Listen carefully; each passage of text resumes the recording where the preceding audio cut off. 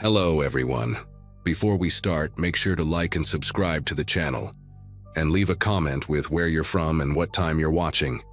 That way, YouTube will keep showing you stories just like this one. Now, let's begin. My cousin Bryce always said I had more stubbornness than sense, and that Sunday morning in the Cascades proved him right, in the worst possible way. I was driving a beat-up Chevy Silverado through Stevens Pass, hauling cardboard boxes full of everything I owned after my divorce had finalized 3 months earlier. Most guys from my high school class of 2005 were settled into mortgages and raising their second kids by then. But there I was, relocating from Portland to Spokane for a warehouse supervisor gig that promised a fresh start. The route through the mountains usually took about 4 hours. A drive I had made dozens of times visiting Bryce during his college years at Gonzaga. That particular morning started gray but calm, the typical Pacific Northwest winter sky hanging low over the evergreens. I left at 7, figuring I would arrive well before dinner, well before any serious weather could roll in. The radio mentioned an incoming system, but forecasts in that region changed every hour, and I had learned to take them with a grain of salt. 60 miles east of Everett, an electronic highway sign blinked its warning. Chains required ahead. Consider alternate route. I pulled into a Shell station to top off the tank and grab a large coffee, and the woman working the register, a heavyset lady with bifocals and a Seahawks lanyard around her neck, asked where I was headed. When I mentioned Stevens Pass, she tilted her head and gave me a look like I had just told her I planned to kayak across the Pacific. She said the pass had been a mess all week, that 2 semis jackknifed up there on Friday and the plows were struggling to keep up. The smart money, she told me, was on taking the long way around through Wenatchee, adding maybe 3 hours but guaranteeing I would actually arrive. I thanked her, grabbed my coffee, and walked back to my truck without changing my plans. Bryce was expecting me for dinner.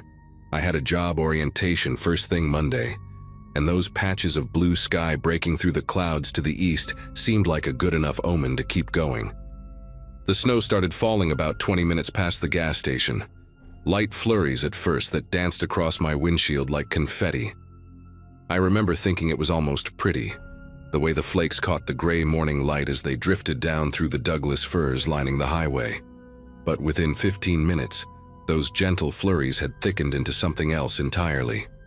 The wipers went from occasional swipes to a constant rhythm, struggling to keep up with the accumulation. I dropped my speed from 60 to 50, then 45, watching the road ahead transform from wet asphalt to a white carpet that grew deeper by the minute. Other vehicles had thinned out considerably. I passed maybe 3 cars heading the opposite direction, all of them coated in snow and moving cautiously. A part of me, the sensible part that I had spent 30 years ignoring, suggested I turn around. But I had already committed, already driven past the last easy exit, and the stubborn part of my brain insisted the worst would be over once I crested the summit.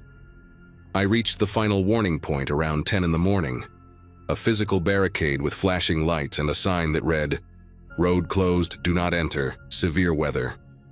A highway patrol car sat empty beside the barricade, its windows completely obscured by accumulated snow, and I could see tire tracks in the fresh powder where other vehicles had clearly gone around the barrier. That detail sealed my decision. If other people had pushed through, then the closure was probably just a precaution, standard procedure for liability purposes. I eased my Silverado around the orange cones and continued up the pass, telling myself I would be through the worst of it in an hour, maybe less. The road climbed steadily, the snow now falling so thick that my headlights barely penetrated 20 feet ahead. I could feel the tires losing traction on the curves, that sickening moment of float before the treads caught again.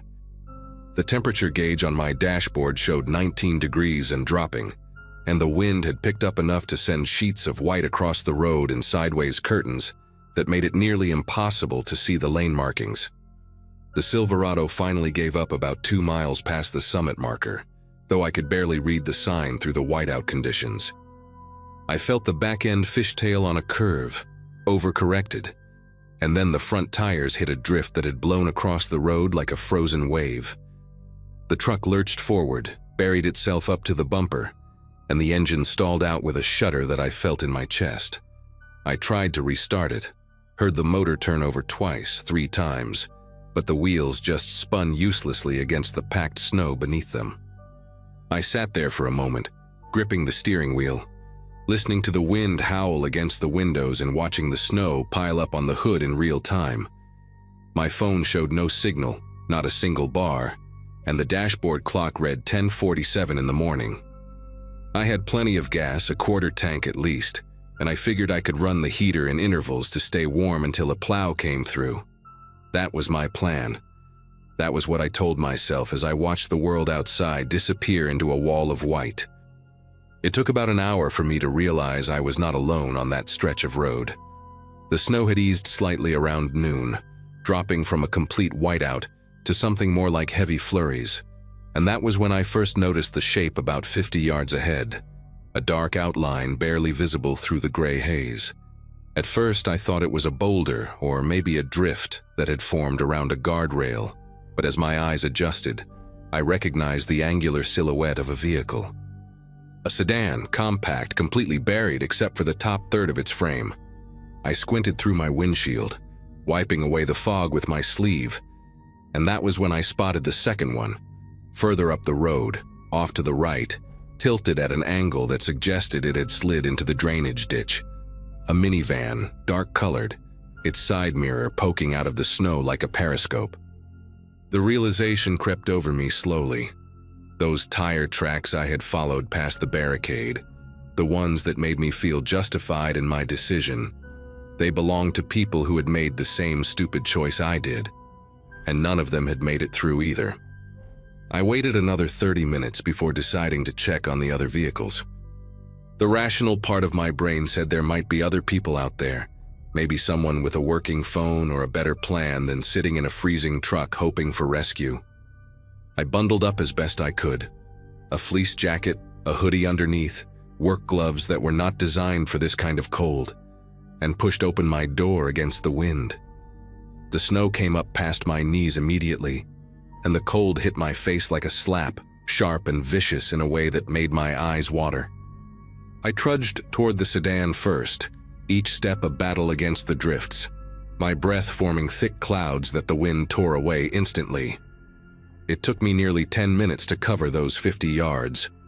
When I finally reached the car, a silver Toyota, probably a Corolla, I noticed something that made me stop in my tracks. The driver's side window had scratches on the inside, long, frantic marks in the frost, like someone had been clawing at the glass. The door handle was packed with ice, frozen solid, and when I tried to pull it open, it would not budge.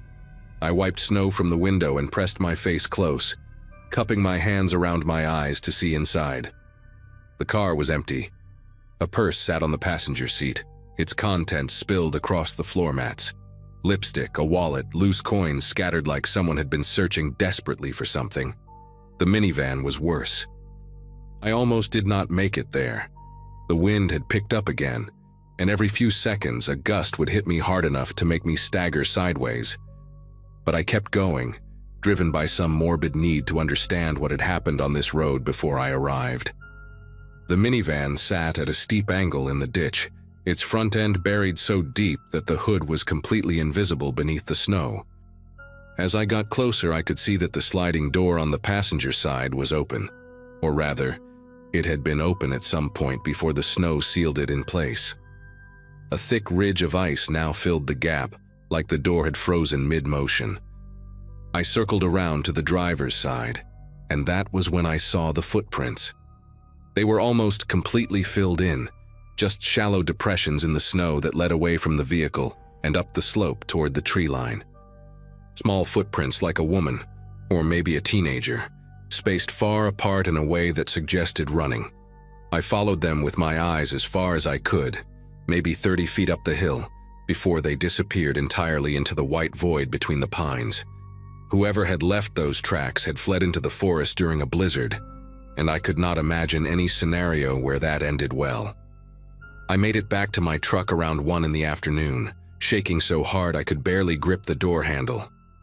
The cold had seeped through my clothes, through my skin, settling into my bones like something alive. I started the engine and cranked the heater to maximum, holding my hands over the vents until the pain in my fingers shifted from numbness to a sharp, prickling burn. My mind kept circling back to those scratches on the Toyota's window, those frantic marks that told a story I did not want to understand. The woman in that car, I assumed it was a woman based on the purse, had tried to claw her way out. The door must have frozen shut, trapping her inside, and she had panicked. But the car was empty now, which meant she had eventually escaped somehow. Maybe someone had helped her. Maybe she had found another way out. I kept telling myself variations of that story. Versions where everyone made it to safety, where the footprints leading into the woods belonged to someone who found shelter at a ranger station or a cabin. But the purse on the seat, the wallet still inside with what I assumed was ID and credit cards. Nobody leaves that behind unless they are running from something more urgent than a storm. The temperature dropped faster than I expected once the sun began its descent behind the mountains. By 3 in the afternoon, the light had turned a dull, bluish gray, and my dashboard thermometer showed 4 degrees. I had been running the engine in 15-minute intervals, trying to conserve gas while keeping the cab warm enough to survive. During one of those quiet periods, with the motor off and the wind screaming outside, I heard something that made every muscle in my body go rigid. A horn. 3 short blasts, distant but unmistakable, coming from somewhere further down the pass behind me. I sat up straight, heart hammering, and waited. A few seconds later, it came again. 3 honks, weaker this time, followed by silence. Someone else was out there, someone still in their vehicle, still alive and trying to signal for help. I grabbed my flashlight from the glove compartment and considered going out there, considered trudging back down the road to find them. But the light was fading fast. The snow had picked up again, and I knew with grim certainty that if I left my truck now, I might never find my way back to it. So I did something that still keeps me awake some nights. I stayed where I was. I listened to that horn go silent and I did nothing. The night that followed was the longest of my life. I ran out of gas around 8 in the evening, and after that the cold became something I cannot adequately describe to anyone who has not experienced it. It was not just uncomfortable, it was predatory, relentless, squeezing the warmth out of my body degree by degree. I wrapped myself in everything I had, a sleeping bag from my camping gear, 2 jackets layered over each other, a wool blanket I'd packed for my new apartment. I curled into a ball on the back seat and watched my breath form crystals in the air, watched the frost creep across the inside of the windows like a living thing spreading its fingers. Sleep came in short, dangerous bursts. I would drift off for 20 minutes and wake up shivering so violently that my teeth ached. At some point during the darkest hours, I heard another sound outside, something that was not wind. Footsteps. Slow, crunching footsteps moving past my truck, heading up the road toward the buried sedan. I wanted to call out, wanted to bang on the window and signal for help, but something stopped me. The footsteps were too steady, too deliberate for someone struggling through waist-deep snow. They moved with a purpose I did not understand, and by the time I convinced myself to look out the frosted window, there was nothing to see but darkness and swirling white. The rescue team found me around 6 the next morning, a convoy of snowplows and emergency vehicles that had started clearing the pass at first light. I was hypothermic, barely coherent, mumbling about horns and footprints and scratches on windows. They loaded me into an ambulance and wrapped me in thermal blankets, and I remember the paramedic, a young guy with a beard and kind eyes, telling me I was lucky to be alive. It was not until 2 days later, recovering in a hospital in Wenatchee, that I learned the full scope of what had happened on Stevens Pass that night. 3 other people had ignored the road closure, same as me. An elderly man in a Honda SUV was found dead from cardiac arrest, his vehicle buried a quarter-mile behind where I'd been stuck. He was the one honking for help, the one I had abandoned. A young mother and her teenage daughter had been in the minivan. The daughter was found alive but severely frostbitten, huddled in a maintenance shed about a mile up the mountain. Her mother was not so fortunate. They found her body in the woods, 200 yards from the road, frozen in a seated position against a tree. The official report said she had become disoriented, trying to find help and succumbed to exposure. But her daughter, when she was well enough to talk, told a different story. She said they had seen someone walking on the road that night, a figure moving through the storm without a flashlight, without struggling against the snow. Her mother had gone out to flag them down, to ask for help. She never came back. I never made it to that job orientation in Spokane. Bryce drove down to Wenatchee to pick me up from the hospital, and I spent 2 weeks at his place recovering, both physically and mentally. The frostbite on my fingers healed, leaving only some numbness in my left pinky that flares up in cold weather. The other wounds took longer. I spent months wondering about that figure the girl described, running through every possible explanation. Maybe it was another stranded driver, delirious from hypothermia, wandering the pass in a confused state. Maybe it was a local who lived nearby and had ventured out to check on the road. The police investigated but found nothing conclusive. No footprints survived the storm. No witnesses besides a traumatized teenager whose account was dismissed as shock-induced confusion. I moved to Spokane eventually, took a different job, built a quiet life far from mountain passes and winter storms. But every December, when the snow starts falling and the weather reports warn about dangerous conditions, I think about that night.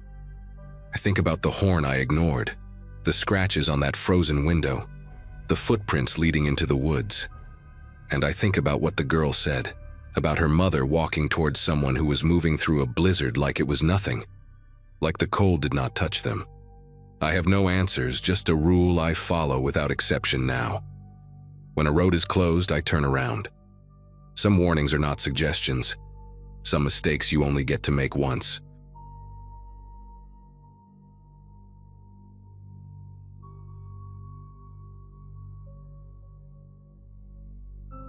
Christmas Eve fell on a Wednesday that year, and my mother had insisted on hosting the entire extended family at her farmhouse outside of Greenville, South Carolina. I had graduated from college in 2012, spent a decade bouncing between marketing jobs in Atlanta, and had only recently moved back closer to home after my divorce finalized in the spring. My mother's place sat on 11 acres of land that had belonged to my grandparents, a sprawling white house with wraparound porches and rooms that always smelled faintly of cedar and old books.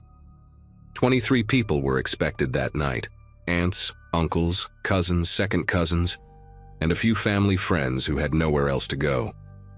I arrived around 4 in the afternoon to help set up, and even then, before anyone else showed up, I noticed my mother moving through the kitchen with a tightness in her jaw that I recognized from my childhood.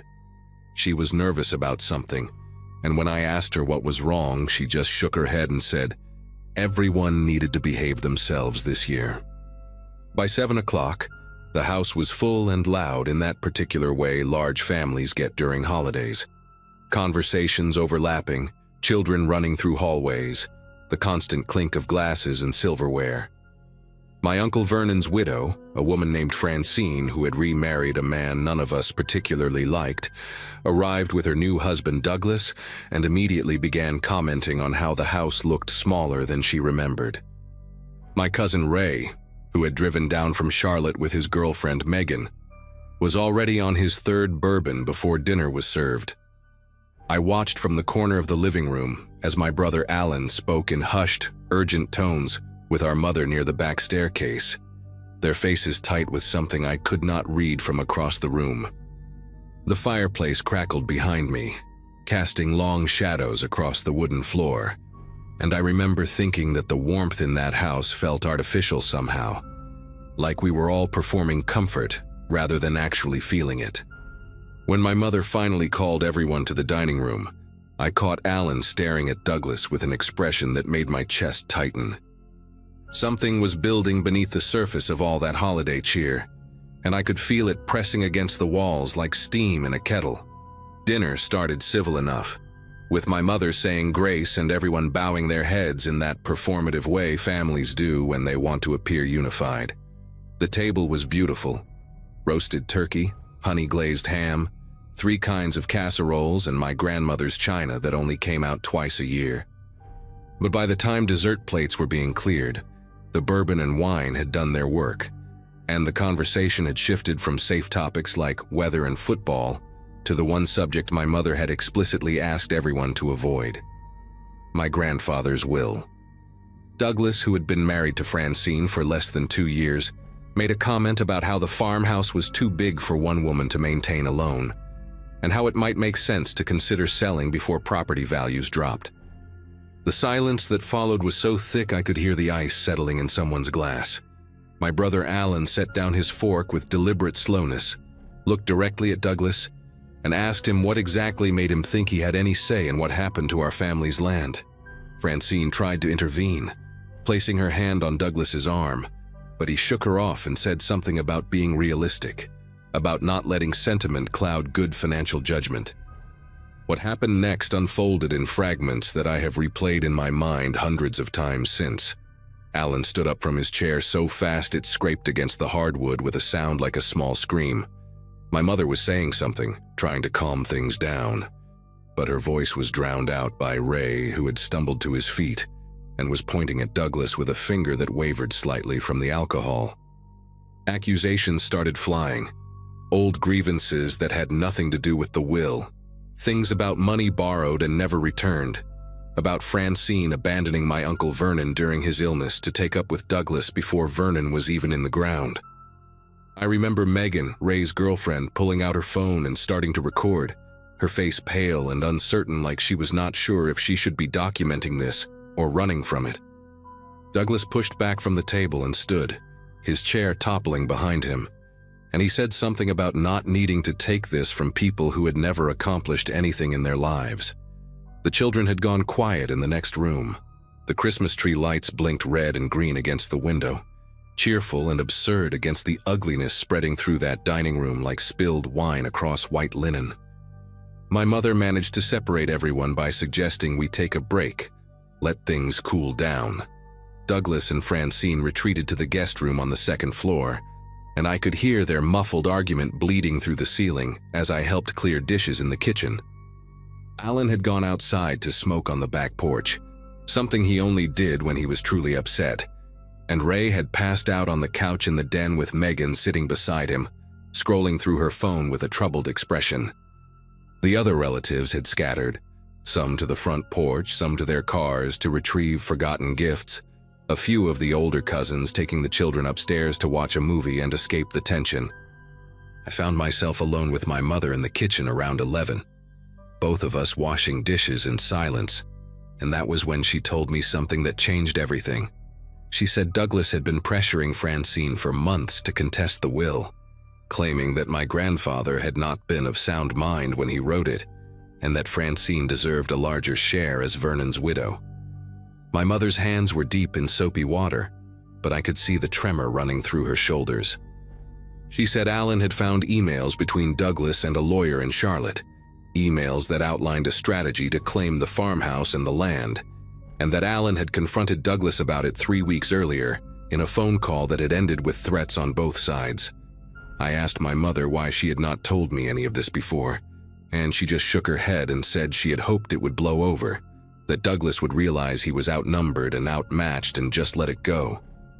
But now, standing in that kitchen with the sounds of a fractured family echoing through the house, she admitted she had been foolish to think pride and greed could ever be reasoned with. Around midnight, people started gathering again in the living room, a tradition in our family to exchange gifts after the clock struck 12, a holdover from when my grandparents wanted to stretch Christmas across 2 calendar days. The mood was tense but controlled, like everyone had silently agreed to pretend the dinner argument had never happened. Douglas and Francine came downstairs, and I noticed Douglas had changed his shirt, the previous one having been stained with wine during the confrontation. He was smiling in a way that did not reach his eyes, making small talk with cousins who answered in monosyllables and avoided his gaze. Alan stood near the fireplace, arms crossed, watching Douglas with the focused attention of someone waiting for a reason to act. I positioned myself near the hallway, close enough to intervene if needed, but far enough to have a clear path to the kitchen or the front door. The grandfather clock in the corner ticked toward 12:30, and I remember thinking that if we could just get through the next hour, everyone would retreat to their rooms and we could survive until morning. The gift exchange was awkward and rushed, people tearing through wrapping paper without enthusiasm, murmuring thanks that sounded hollow in the strained atmosphere. I had just finished opening a scarf from one of my aunts when I heard raised voices coming from the staircase landing. Douglas and Alan had drifted away from the group at some point, and now they stood at the top of the stairs, their silhouettes visible through the wooden railing. I could not make out the exact words, but the tone was unmistakable, low and venomous, the kind of conversation that happens between clenched teeth. Francine noticed too and started moving toward the stairs, calling Douglas's name with a sharpness that cut through the ambient noise. My mother grabbed my arm, her fingers digging into my skin hard enough to leave marks I would find the next morning. Everything after that happened in a span of maybe 4 seconds, but in my memory it stretches out like taffy, each moment distinct and terrible. There was a sound, not a shout exactly, but something guttural and surprised, and then the heavy, stuttering crash of a body tumbling down the staircase. Douglas came down those stairs in a way no conscious person ever would, his limbs loose and flailing, his head striking the banister twice before he landed in a heap at the bottom, one leg bent at an angle that made my cousin's daughter start screaming from the doorway of the den. Chaos erupted in a way that felt both instantaneous and impossibly slow. Francine was screaming Douglas's name over and over, pushing past people to reach him, her hands hovering over his body like she was afraid to touch him and confirm what we could all already see. His neck was wrong, tilted in a direction that necks do not tilt, and his eyes were open but looking at nothing, fixed on a point somewhere past the ceiling. My mother was calling for someone to dial 911, and I heard Ray's voice from somewhere behind me saying that he was on it, his words slurred but urgent. Alan had not moved from the top of the stairs. He stood there with both hands gripping the railing, his face pale and slack, staring down at Douglas's crumpled form with an expression I could not read, shock maybe, or something colder. I pushed through the crowd and knelt beside Francine, pressing 2 fingers to Douglas's wrist even though I already knew there would be no pulse. His skin was still warm, and that detail struck me as profoundly cruel, how the body holds on to heat even after everything else has fled. Someone had turned off the Christmas music that had been playing softly from the speakers, and in the silence I could hear Francine's ragged breathing, the distant wail of the ambulance that Ray had summoned, and my own heartbeat pounding so loud in my ears it seemed impossible that no one else could hear it. The paramedics arrived within 15 minutes, followed closely by 2 sheriff's deputies who took statements from everyone present. Alan told them he and Douglas had been talking on the landing, that Douglas had been drinking heavily and stumbled backward, losing his balance and falling before Alan could grab him. His voice was steady when he said this, his eyes meeting the deputies without wavering, and I watched him sign the written statement with a hand that did not tremble. Francine was too hysterical to give a coherent account, and the deputies decided to interview her the following day once she had calmed down. The rest of us corroborated what we could. Yes, there had been tension at dinner. Yes, Douglas had been drinking. Yes, we had heard raised voices but had not seen the actual fall. The deputies seemed satisfied, treating the whole thing as a tragic accident, the kind of thing that happens when alcohol and steep old staircases mix. By 3 in the morning, Douglas's body had been taken away. Francine had been sedated by a doctor someone called, and the remaining family members had either gone to bed or driven home in stunned silence. I lay awake in my childhood bedroom, staring at the ceiling, listening to the house settle around me. Something was gnawing at my mind, a detail I could not quite grasp, like a word stuck on the tip of my tongue. I fell asleep without finding it, but it was waiting for me when I woke. 3 days later, I was back in Atlanta trying to resume some version of normal life, when Megan called me. Ray had given her my number, she said, and she needed to talk to someone in the family who was not directly involved in what she called the situation. Her voice was tight and nervous, and she kept pausing like she was checking to make sure no one was listening. She told me she had been going through the videos on her phone, the ones she had taken during the dinner argument, and she had noticed something strange. After the fight at dinner, she had stopped recording, but her phone had been in her hand when she dozed off next to Ray on the couch. At some point, she must have accidentally hit the record button, because there was a 23-minute video of mostly nothing: the ceiling of the den, muffled voices, the sound of her own breathing as she slept. But at the 14-minute mark, the audio picked up something distinct. Alan's voice and Douglas's voice, not arguing exactly, but speaking in low, intense tones. She could not make out every word, but she heard Alan say something like, "This ends tonight," and Douglas responding with what sounded like, "You do not have the nerve." The timestamp on that section of video was 12:27, roughly 5 minutes before the fall. Megan said she had not shown this to anyone else, not even Ray, because she did not know what it meant, and she was scared of what it might mean. I told Megan to send me the video, and she did, and I sat in my apartment with headphones pressed tight against my ears, listening to that recording over and over until the words became grooves worn into my brain. The audio was muffled and imperfect, but Alan's voice was unmistakable.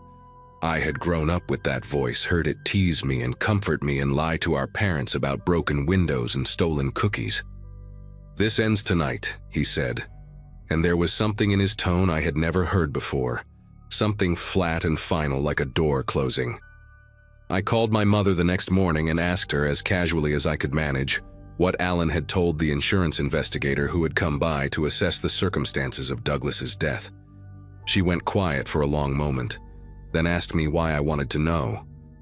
I said I was just trying to process everything, and she accepted that, telling me Alan had repeated the same story. Douglas stumbled. Alan tried to catch him. It all happened too fast. But then she mentioned something that sent a cold spike through my chest. She said Francine had finally given her statement to the deputies, and in it she claimed that Douglas's phone was missing. He always kept it in his back pocket, she said, but it was not on his body when the paramedics arrived, and no one had been able to find it since. Francine was convinced someone had taken it, though she could not say who or why, and the deputies had noted her concern, but seemed to consider it a minor detail in the larger tragedy. But I knew it was not a minor detail. Douglas had been documenting everything: the emails with the lawyer, the text messages with Francine about the will, probably recordings of his own conversations with family members. If someone wanted to erase evidence of premeditation or motive, that phone would be the first thing to disappear. I thought about calling the sheriff's office, about handing over Megan's recording and telling them about the missing phone and the emails Alan had found. But every time I reached for my own phone, I pictured my brother's face, my mother's face, the farmhouse that had held 4 generations of my family. I thought about what it would mean to accuse Alan publicly, to tear apart what remained of our family over suspicions I could not prove, and a recording that might mean nothing at all. In the end, I did something I am not proud of. I called Alan directly and told him I knew about the conversation before the fall, that I had audio and that Francine was asking questions about Douglas's missing phone. The silence on his end of the line lasted so long, I thought he had hung up. When he finally spoke, his voice was calm and measured, and he said only this: Douglas was going to destroy everything our grandparents built. He fell. That is what happened, and that is what everyone believes, and you need to ask yourself what kind of sister you want to be. He hung up before I could respond. I still have Megan's recording saved on a hard drive in my closet. I still think about Francine, alone in some other state now, living with a grief I helped shape by staying silent. Some nights I convince myself that Douglas really did stumble, that Alan's words were just the frustrated venting of a man protecting his family, that the missing phone was lost in the chaos and nothing more. But most nights, I lie awake and replay those 4 seconds in my mind, the guttural sound, the crash, my brother's hands gripping the railing, and I know that I chose my family over the truth. I do not know if I will ever be able to live with that choice, but I have learned that living with it and making peace with it are 2 very different things.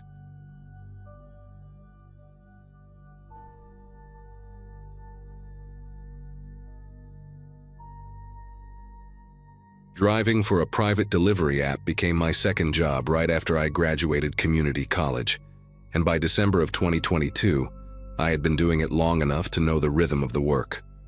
26 years old, splitting my time between warehouse shifts and evening deliveries, finally putting some real money aside for the first time in my life.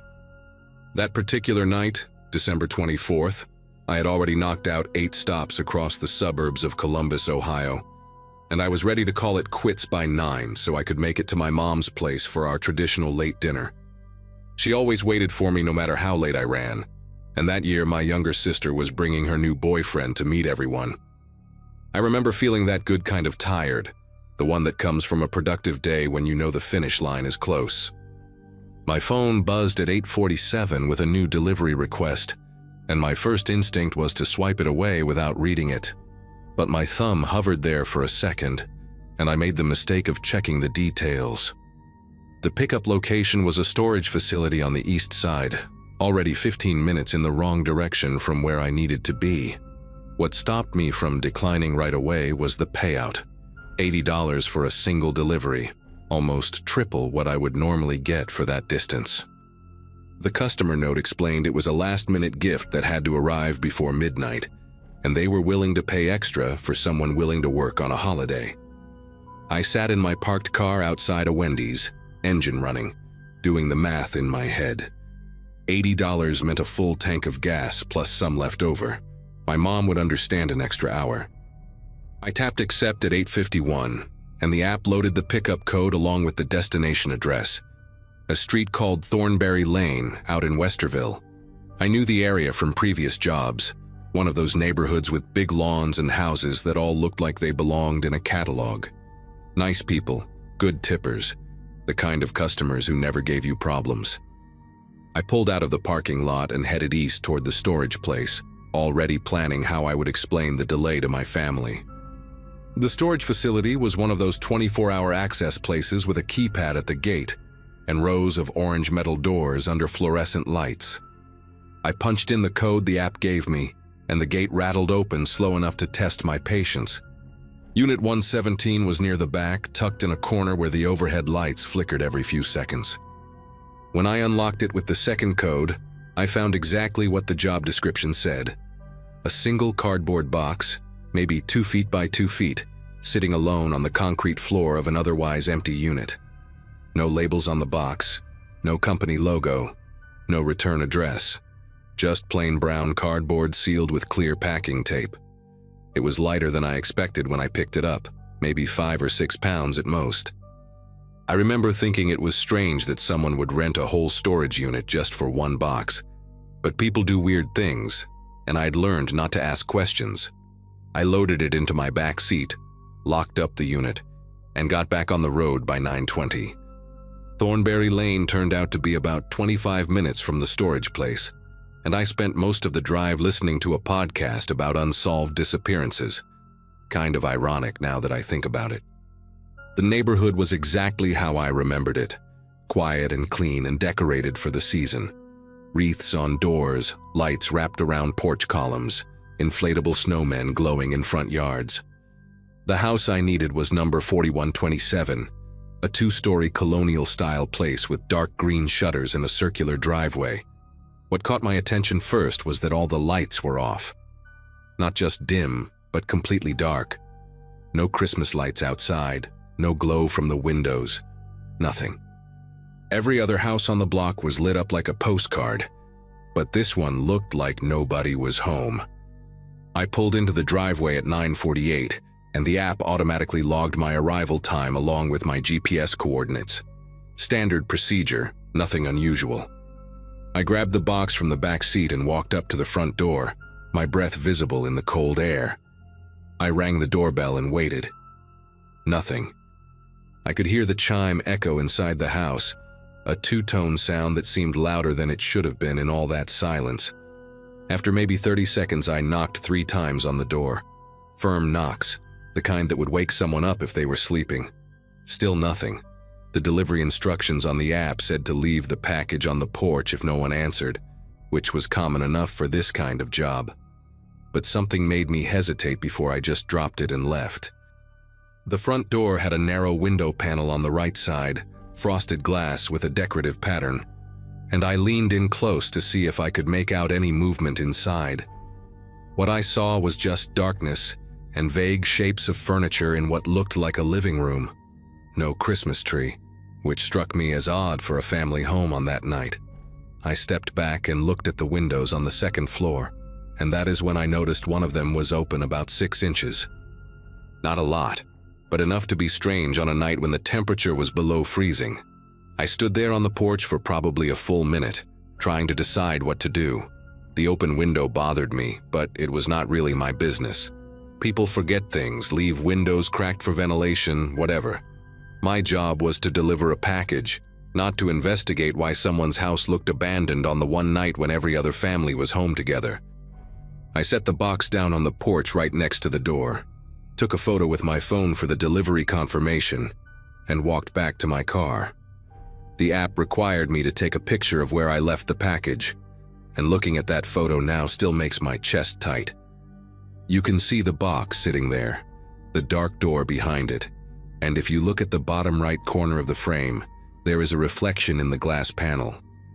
Just a smear of something pale that I did not notice at the time. I finished the delivery at 9:52, got in my car and drove away thinking about nothing except getting to my mom's house before the food got cold.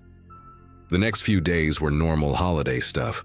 Christmas morning with my family, leftovers for lunch, visiting my aunt on the 26th, catching up on sleep.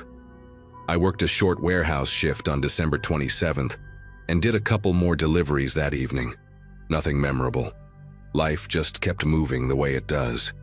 It was December 29th when everything changed, and I remember the exact moment because I was eating cereal at my kitchen table and scrolling through my phone. A local news headline popped up on my feed, something about a family found dead in Westerville. I almost scrolled past it, the way you do with most bad news that does not involve you directly. But then I saw the street name, Thornberry Lane, and I stopped chewing. The article said police had discovered the bodies of 3 people inside a home after a relative called in a welfare check. A man, a woman, and their teenage daughter. The house number was not in the article, but there was a photograph taken from the street, and I recognized those dark green shutters immediately. I recognized the circular driveway where I had parked my car 5 nights earlier. I put my phone down and just sat there for a while trying to process what I was reading. The article did not give many details about what happened inside that house, just that police were treating it as a homicide investigation, and that the medical examiner was working to establish a timeline. But there was one line that made me feel like all the air had left the room. Authorities believed the family had been dead for several days before they were found, possibly since the evening of December 24th. I grabbed my phone again and opened the delivery app, scrolling back through my completed jobs until I found it. December 24th, 9:48 arrival, 9:52 completion, 4127 Thornberry Lane. The timestamp placed me at that house on the same night the family was last seen alive. I had been standing on that porch, ringing that doorbell, knocking on that door, while something terrible had either just happened or was still happening inside. The thought made me push my cereal bowl away because I suddenly felt like I might throw up. I spent the next hour going through every news article I could find about the case, but details were scarce. The family's name was Hartman, Glenn Hartman, his wife Melissa, and their 15-year-old daughter Caitlin. Neighbors described them as quiet and friendly, the kind of people who always waved but kept to themselves. No one had seen anything suspicious, no one had heard anything unusual. The welfare check had been requested by Melissa's sister in Pennsylvania, who got worried when no one answered calls or texts for days. That was all the news had to offer. I kept thinking about that open window on the second floor, how strange it seemed at the time, how I had talked myself out of caring about it. And then I remembered the photo, the delivery confirmation photo I had taken of the package on the porch. I opened my camera roll and found it, December 24th at 9:52 in the evening. The box sitting there, the dark door, and in that narrow glass panel to the right, that pale smear I had dismissed as nothing. I zoomed in as far as my phone would allow and my whole body went cold. It was a face, blurry and distorted by the frosted glass, but unmistakably a face pressed against the window from inside, looking out at me. For a long time, I just stared at that image, trying to convince myself I was seeing things. Maybe it was a reflection of something outside. Maybe it was a curtain or a piece of furniture that happened to look like features in the low light. But the more I looked, the more certain I became. There were eyes, a nose, the shape of a mouth. Someone had been standing right there on the other side of that door while I knocked, while I waited, while I set down the package and took this picture. They had watched me walk back to my car and drive away.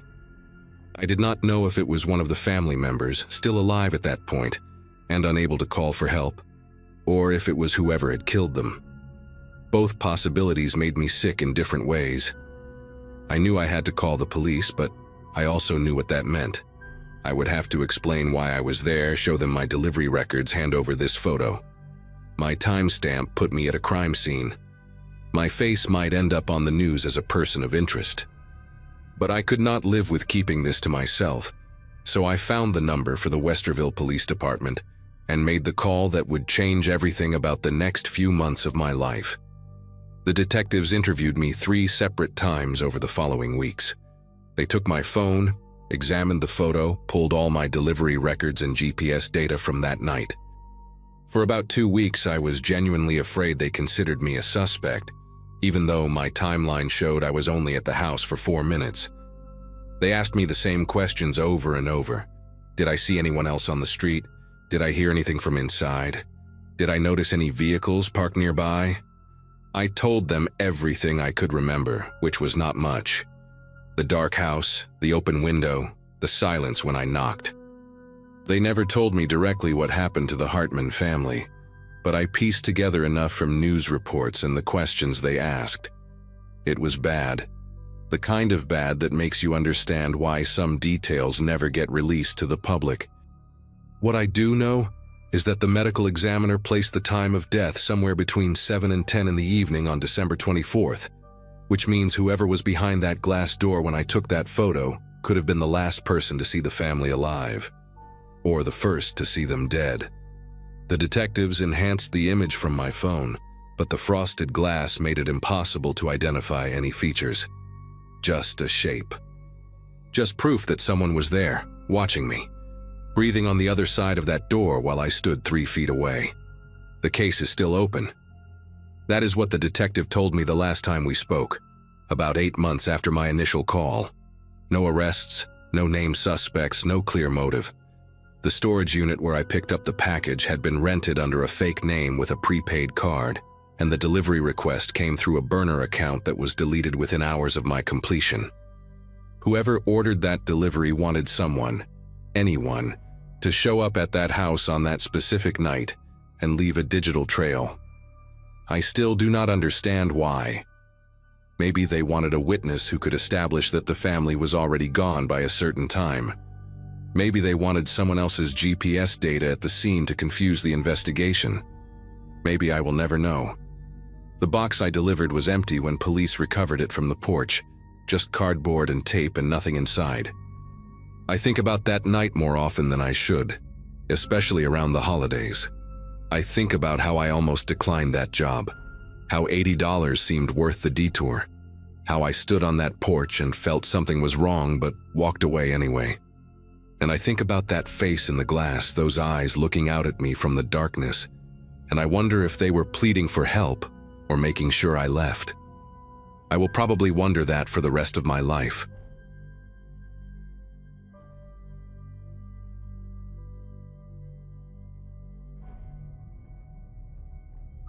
Cold snaps in rural Ohio are nothing new, but January of 2018 brought something different. For 3 straight weeks, the temperature never climbed above 15 degrees, and the local news kept running stories about burst pipes, stranded motorists, and elderly folks found frozen in their own homes because they could not afford heating oil. I was renting a 1-bedroom place on Birchwood Lane at the time, still paying off student loans from a nursing degree I had finished just 2 years earlier. My 24th birthday had come and gone quietly that month, celebrated with a frozen pizza, and a phone call from my mom who lived 6 hours away in Pennsylvania. When a coworker shared a Facebook post about a charity called Heartland Winter Aid, looking for volunteers to pick up donated supplies, I signed up without thinking twice. The post looked legitimate: professional logo, phone numbers, a mission statement about helping families survive the cold. They needed people with vehicles to collect surplus food and blankets from rural drop-off points and bring them to a distribution center in town. I woke up on that Saturday to a sky the color of old concrete and a text message confirming my volunteer assignment. The drop-off location was a decommissioned feed mill, about 35 minutes outside of Millbrook, down a series of back roads I had never driven before. The directions came in an email attachment. No Google Maps link, just written instructions telling me to take County Road 47 until I passed a rusted water tower, then turn right onto an unpaved road and continue for roughly 3 miles. I printed the directions because cell service out there was notoriously unreliable, and I did not want to get lost in the middle of nowhere with my gas tank running low. My Subaru started on the 3rd try that morning, the engine groaning against the cold, and I let it warm up while I scraped a thick layer of frost from the windshield. By 9:30 I was heading out of town, passing gas stations and fast food joints that gradually gave way to farmland. Endless white fields dotted with skeletal trees and the occasional barn hunched against the wind. The further I drove, the more isolated everything became. I passed a farmhouse with no lights on, then another with a collapsed roof, then nothing but fence posts and frozen ditches for what felt like miles. The rusted water tower appeared right where the directions said it would, a hulking brown cylinder rising from the flat landscape like some kind of forgotten monument. I turned right onto the unpaved road and immediately felt my tires struggle for traction on the frozen gravel. The path was narrow, barely wide enough for one vehicle, bordered on both sides by dense thickets of bare branches that scraped against my windows as I crept forward. I checked my phone and saw exactly what I had expected. No signal, not even a single bar. A small knot of unease formed somewhere in my chest, but I told myself I was being paranoid. This was a charity pickup, nothing more. Plenty of rural locations had poor reception. I kept driving, counting the miles on my odometer, watching for the old feed mill with the faded red siding that the email had described. I spotted the building at exactly the 3-mile mark, just like the directions promised. It sat at the end of the road in a clearing surrounded by overgrown brush and rusted farm equipment, half buried in snow. The structure was larger than I had imagined, a main warehouse with a peaked metal roof and 2 smaller outbuildings flanking it on either side. The red paint had peeled away in long strips, revealing gray wood beneath, and several windows on the upper level were shattered or missing entirely. 2 pickup trucks were already parked near the main entrance, both of them newer models that seemed out of place against the decay of everything else. I pulled up beside them and shut off my engine, scanning the area for any sign of other volunteers or the donation boxes I was supposed to collect. The silence that followed was absolute, broken only by the ticking of my cooling engine and the faint whistle of wind through the broken windows above. I sat there for a long moment, hands still on the steering wheel, waiting for someone to emerge from the building and wave me over. After about 2 minutes of nothing, I decided to get out and look around. The cold hit me like a wall the second I opened my door, that deep, biting January cold that makes your lungs ache with every breath. I zipped my coat up to my chin and walked toward the main entrance, my boots crunching on frozen gravel. The warehouse door was a massive sliding thing made of corrugated metal, rusted at the edges and hanging slightly crooked on its track. It stood open about 3 feet, just enough for a person to slip through. I called out a hello and my voice echoed back at me from somewhere inside, flat and hollow. No response came. I was about to call out again when I heard footsteps behind me, and I turned to find 2 men walking toward me from the direction of the smaller outbuilding on the left. They moved with a casual slowness that made me uneasy, their hands stuffed into the pockets of heavy work jackets. One was tall and broad-shouldered, with a thick brown beard and a camouflage hunting cap pulled low over his forehead. The other was shorter, wiry with pale skin and a shaved head that made his ears look too large for his face. The bearded one spoke first, his voice carrying across the frozen air between us. He asked if I was the volunteer, and I said yes, that I was here to pick up the donation boxes for Heartland Winter Aid. Something shifted in his expression when I said that. A flicker of amusement, maybe, or recognition. The shorter one had circled around to my right, positioning himself between me and my car in a way that seemed deliberate. I felt a pulse of alarm shoot through my body, a primal warning signal that I tried to ignore. The bearded man told me there had been a change of plans, that the donations were being stored in the back building, and I would need to help them load everything. He gestured toward the outbuilding behind him, the one with no windows and a padlock hanging open on its door. I told him I would just pull my car around to make loading easier. But when I turned to walk back to my Subaru, the shorter man was already standing beside the driver's side door, his hand resting on the handle. He smiled at me, a thin and joyless thing that never reached his eyes, and said there was no need for that. That was when everything changed. The bearded man dropped all pretense of friendliness and told me I had made a mistake coming here. He said people like me were always trying to steal from them, showing up to take what did not belong to them. I tried to explain that I was just a volunteer, that someone from the charity had sent me, but my words seemed to bounce off him without making any impact. His voice got louder, angrier, accusing me of being part of some scheme to rob them of their donations. None of it made sense. There were no donations here, no boxes, no supplies, nothing but abandoned buildings and frozen dirt. The shorter man had pulled something from his pocket, and when I glanced over I saw it was a knife with a black handle and a blade about 4 inches long. He was not pointing it at me, just holding it loosely at his side, but the message was clear enough. My heart was hammering so hard I could feel it in my throat. I raised my hand slowly and told them I did not want any trouble, that I would leave right now and never come back, that I would forget I ever saw this place. The bearded man stepped closer, close enough that I could smell cigarette smoke on his jacket and see the broken capillaries in his nose. He asked me where my phone was, and I lied without thinking, said I had left it at home. He did not believe me. He told the shorter one to check my pockets, and before I could react, the wiry man was behind me, his free hand digging into my coat while the knife stayed visible in the other. He found my phone in my inside pocket and tossed it to the bearded man, who caught it and immediately powered it off. Then he asked about my purse, my wallet, anything else of value. I told him my purse was in the car, on the passenger seat, and he sent the shorter man to retrieve it. I stood there in the freezing cold, my breath coming in short white puffs, watching a stranger rifle through my belongings. He pulled out my wallet, counted the $43 I had inside, and pocketed the cash along with my debit card. He found my keys too, the ones I had stupidly left in the center console, and he held them up with a look that made my insides turn to water. The bearded man told me to start walking toward the windowless outbuilding. I did not move. Every instinct I had was screaming at me that if I went inside that building, I would never come out. I told him no, that he could take my car, take everything, but I was not going in there. For a moment, he just stared at me like he was deciding something.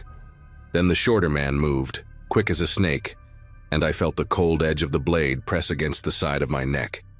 Not cutting, just resting there, a promise of what could happen. The bearded man leaned in close and said that I could walk on my own 2 feet, or they could drag me. Those were my options. My legs started moving before my brain had fully processed the threat, carrying me toward that building, like they belonged to someone else.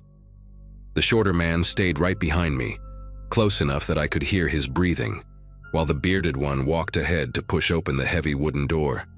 Inside was darkness, and a smell that hit me before my eyes could adjust. Something rotten and chemical, like old meat mixed with gasoline.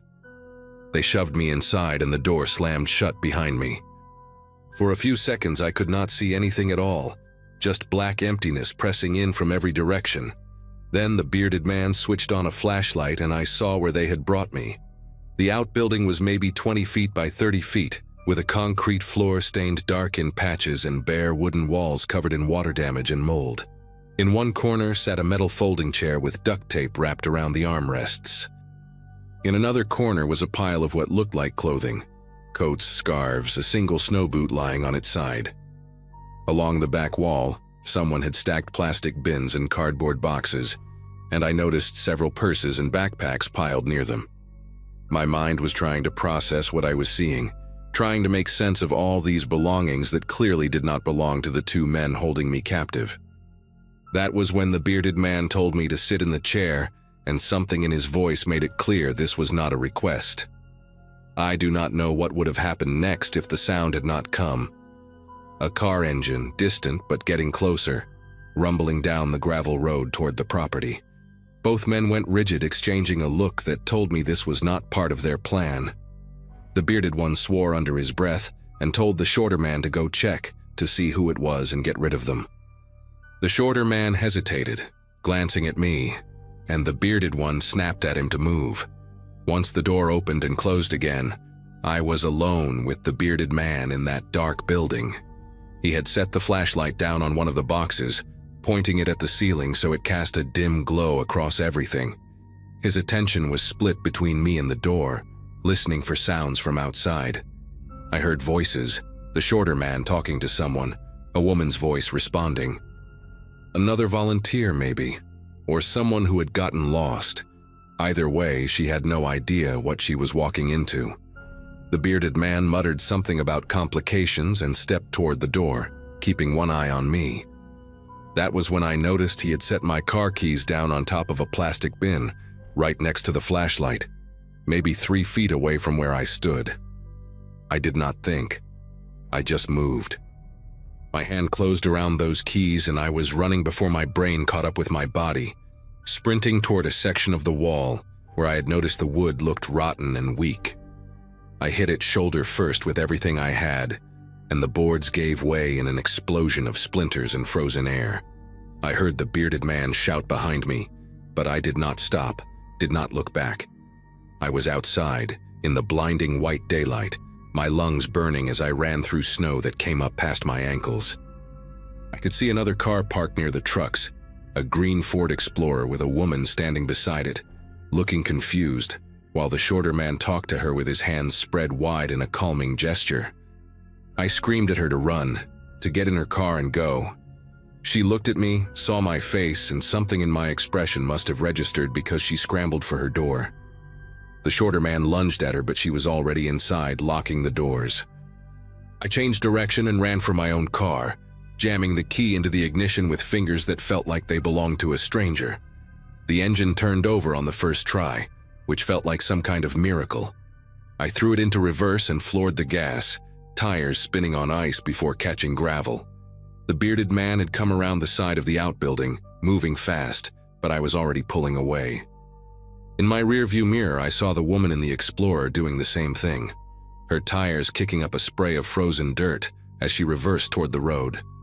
We both flew down that narrow path through the thicket, branches scraping metal, and I did not slow down until I hit County Road 47. I drove straight to the sheriff's office in Millbrook, shaking so hard I could barely keep the wheel steady. The woman in the Explorer followed me the whole way. Her name was Candace, and she had received the same Facebook message about volunteering for Heartland Winter Aid. She had been assigned to that same location, scheduled to arrive 15 minutes after me. When the deputies finally made it out to the feed mill that afternoon, the two men were gone. But they found the outbuilding, and they found what was inside. The belongings of at least 9 different people, identification cards and wallets and phones, some of them belonging to individuals who had been reported missing over the past 2 winters. The investigation took months. I learned that the fake charity had been operating under different names for at least 3 years, targeting people during cold snaps, when desperation made folks more willing to help and less likely to ask questions.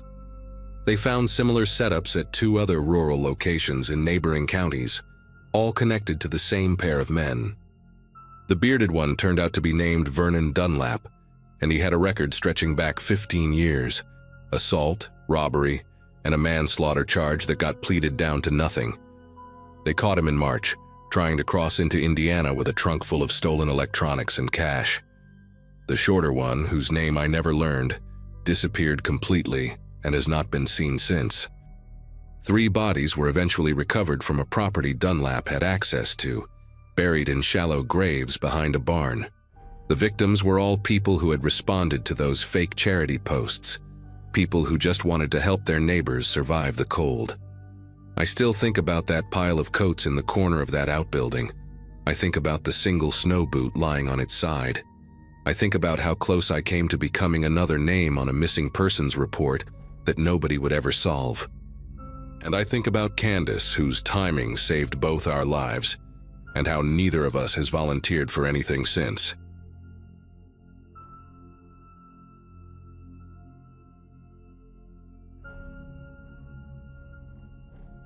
Nobody in my family talks about what happened at Bridget's house anymore.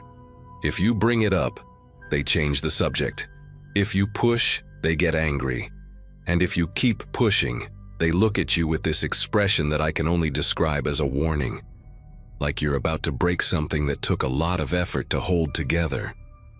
I'm writing this because it's been 3 years, and I still wake up sometimes at night thinking about that evening, going over every detail, wondering if I could have done something different. My cousin Bridget had been hosting our family gatherings since she inherited Grandma's farmhouse outside of Toledo, and every December 24th, we would all drive in from different parts of Ohio to spend the night together. I had just finished my teaching certification that fall, finally done with student loans and night classes, and my girlfriend Nina was visiting her own family in Portland. So I made the 3-hour drive from Columbus alone, feeling good about life for the first time in years. When I pulled into the gravel driveway around 4 in the afternoon, I counted 7 cars already lined up along the wooden fence. Everyone had arrived early. The farmhouse looked the way it always did. White lights on the porch, a wreath on the door, smoke curling from the chimney. I grabbed my bag of presents and walked up the steps, already hearing voices and laughter from inside. But when Bridget opened the front door, her face made me stop mid-step. She smiled and said my name and hugged me, but her eyes kept moving past me, checking something behind her.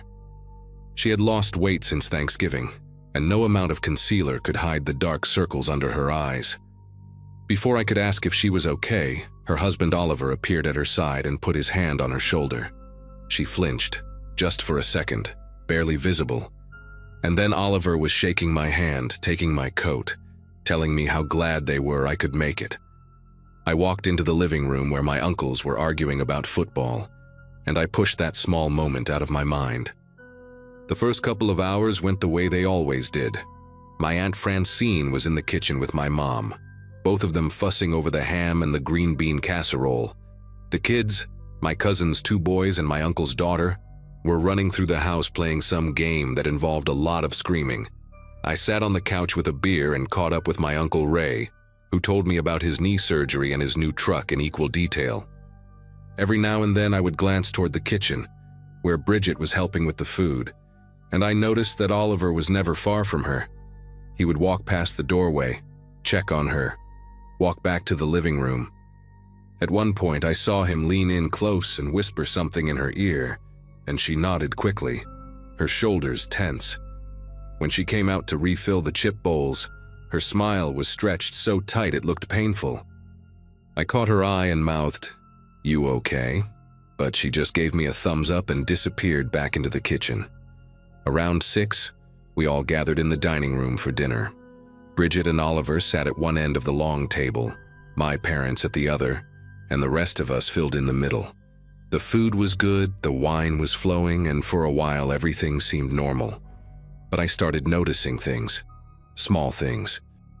The way Bridget asked Oliver before taking a second glass of wine, not out loud, just a quick glance waiting for his nod. The way she kept apologizing for things that didn't need apologies, like the rolls being slightly overdone or the gravy being too thick. And twice during the meal, Oliver corrected her when she was telling a story. Not in a joking way, but flat and cold, like a teacher correcting a student. "That's not how it happened," he said both times. and both times Bridget went quiet and let him finish the story his way. My mom caught my eye across the table, and I could tell she had noticed it too. But neither of us said anything. We just kept eating. After dinner, the men moved to the living room to watch a game while the women cleaned up. I know how that sounds, but that's how it always was at these gatherings, old habits from a different generation. I offered to help in the kitchen, but my Aunt Francine waved me off and told me to go relax. So I grabbed another beer and sat in the corner armchair, half watching the TV while my uncles yelled at the screen. That's when I heard it. Voices from the hallway, low and sharp. I couldn't make out the words, but I recognized the tone. It was Oliver and Bridget, and whatever they were discussing, it wasn't friendly. I got up to use the bathroom, which meant walking past the hallway that led to the back bedrooms. As I got closer, I could hear them more clearly. Oliver was saying something about her making him look stupid at dinner, and Bridget was apologizing, her voice small and pleading. I stopped walking. I should have kept going, should have pretended I didn't hear, but I just stood there. Then Oliver said something I couldn't catch, and Bridget started crying, quiet, muffled sobs like she was covering her mouth. I took a step toward them, but before I could do anything, my Aunt Francine appeared out of nowhere and grabbed my arm. She pulled me back toward the living room with a grip that surprised me. When I tried to say something about what I'd heard, she cut me off. "Leave it alone," she said, her voice barely above a whisper. "This is between them. No one is ruining Christmas." I stared at her, not sure I had heard her right. Bridget was crying in the back of the house, clearly upset, and my aunt was telling me to ignore it? I tried to argue, but Francine's expression stopped me. It wasn't angry, it was scared. She looked like someone trying to keep a lid on a pot that was about to boil over, and she was terrified of what would happen if she failed. "Please," she said, "just go sit down. Bridget will be fine. She always is." I wanted to push past her, wanted to march down that hallway and ask Oliver what the hell he thought he was doing. But I didn't. I let my aunt guide me back to the living room, and I sat down in that armchair, and I watched the game without seeing a single play. 10 minutes later, Bridget came out with a fresh tray of cookies, her makeup touched up, her smile back in place. Nobody said a word. The night went on. We did the gift exchange around 8. Everyone gathered around the tree while the kids tore through wrapping paper. I gave Bridget a scarf I had picked out at a craft fair in Columbus, and when she opened it, her eyes got wet for just a second before she blinked it away and thanked me. Oliver watched her the whole time, his arm draped over the back of her chair in a way that looked possessive rather than affectionate. I noticed that Bridget didn't give Oliver a gift, or if she did, he didn't open it in front of everyone. After the presents, my Uncle Ray suggested we play cards like we used to when Grandma was alive. We set up at the dining room table, me, Ray, my dad, and my cousin's husband Neil, while the others stayed in the living room with the kids. Oliver said he was going to help Bridget clean up the gift wrap, and the two of them disappeared down the hallway toward the bedrooms. I tried to focus on the game, but I kept glancing toward that hallway, waiting for them to come back. 15 minutes passed, then 20. My dad asked if I was going to play my hand or just stare at the wall, and I forced myself to pay attention. That's when we heard the crash. It came from somewhere in the back of the house, a heavy muffled thud followed by the sound of something breaking, glass maybe, or ceramic. Everyone in the living room went quiet. The kids stopped playing. My mom and Aunt Francine exchanged a look that I will never forget. Not surprise, not confusion, just grim recognition, like this was something they had been expecting all night.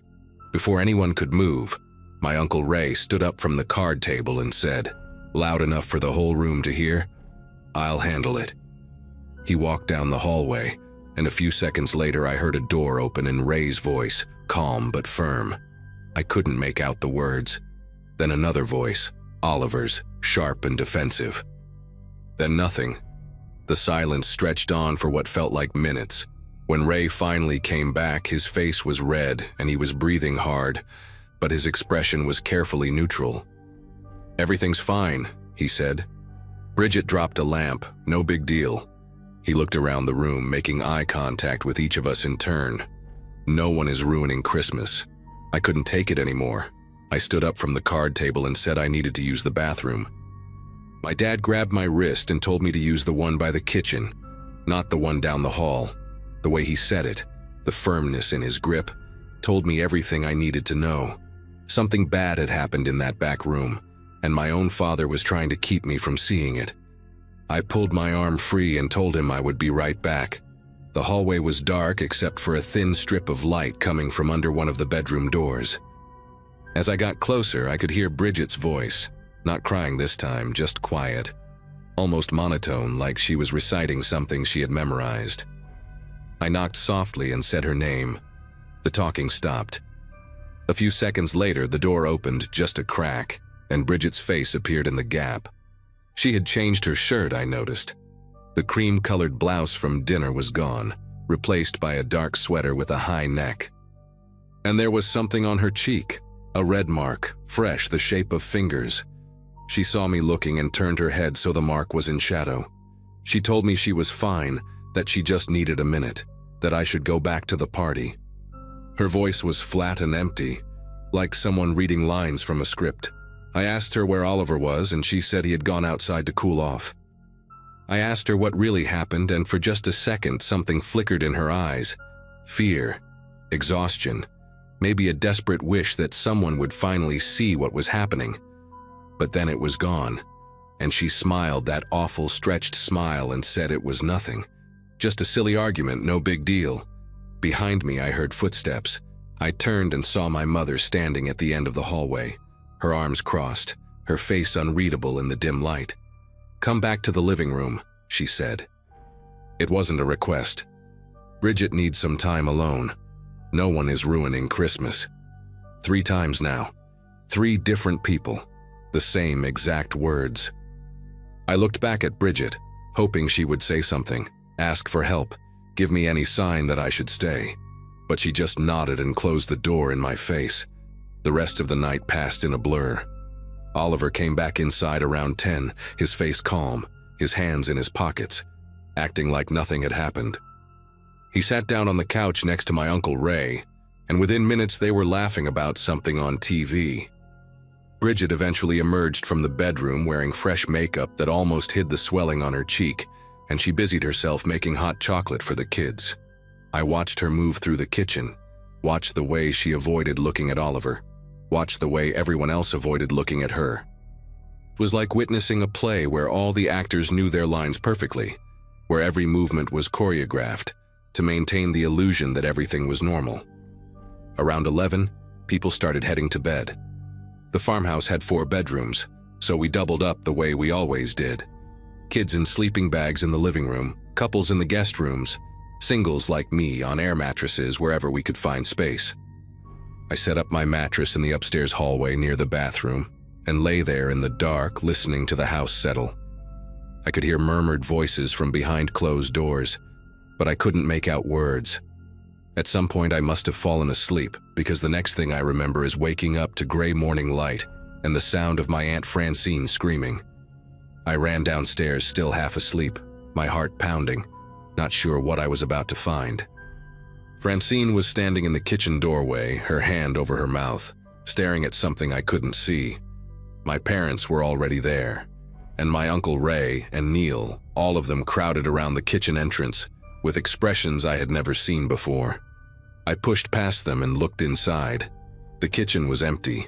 The back door was wide open, letting in cold December air, and there were drops of something dark on the floor leading from the hallway to the door. On the counter, next to the coffee maker, was Bridget's wedding ring, just sitting there, placed carefully on a folded napkin, like she had taken it off to wash dishes and never put it back on. Oliver was sitting at the kitchen table, his head in his hands, and when he looked up at me, his eyes were red, but his face was blank. "She left," he said. "Sometime in the night. I woke up and she was gone." He gestured at the open door, the drops on the floor, the ring on the counter. "She just left." I wanted to call the police right then. I said we should call someone, that this didn't make sense, that Bridget wouldn't just walk out into the cold in the middle of the night without her car without her phone, without telling anyone. But before I could finish, my Uncle Ray put his hand on my shoulder and squeezed hard enough to hurt. "She's been unhappy for a while," he said, his voice steady and rehearsed. "She mentioned wanting to get away, start fresh somewhere." This isn't a surprise to anyone who's been paying attention. I looked around the room, waiting for someone to disagree, waiting for my mom or my aunt or anyone to say that this was insane, that we needed to do something, but they all just stood there nodding, their faces arranged in expressions of sad acceptance. My Aunt Francine wiped her eyes and said that Bridget had talked to her about leaving Oliver, about needing space, about wanting to disappear for a while. My dad said we should respect her wishes and give her time. Oliver sat at the table, silent, his hands folded in front of him, and I swear I saw something like relief flicker across his face before he buried it under a mask of grief. By noon, everyone had agreed on the story.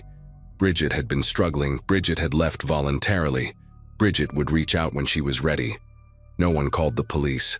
No one called her friends. No one did anything except pack up their cars and drive home like it was any other Christmas morning. I think about those drops on the kitchen floor all the time. I think about the ring on the napkin, placed so carefully, so deliberately, like someone wanted us to find it and draw a specific conclusion. I think about the mark on Bridget's face, the shape of fingers, and the way she flinched every time Oliver touched her.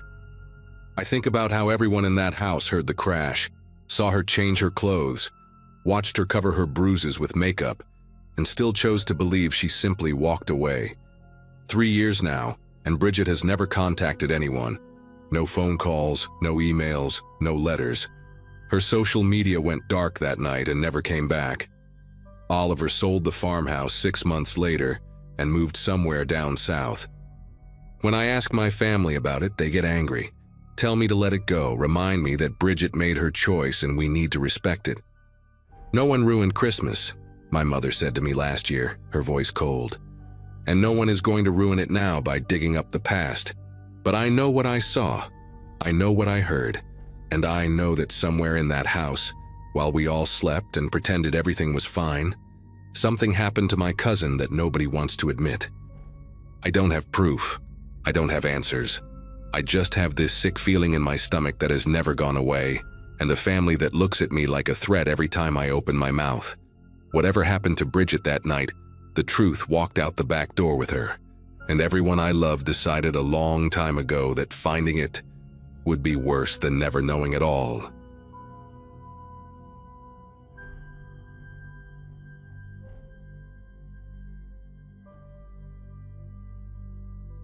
Christmas was 5 days away, and my apartment smelled like coffee and regret. After my divorce finalized that October, I moved into a one-bedroom unit on the 3rd floor of Birchwood Commons, a bland complex in the suburbs of Columbus, Ohio. My graduating class from high school had their 15-year reunion that fall, and while scrolling through photos of former classmates with their families and vacation homes, I sat surrounded by boxes I still had not unpacked.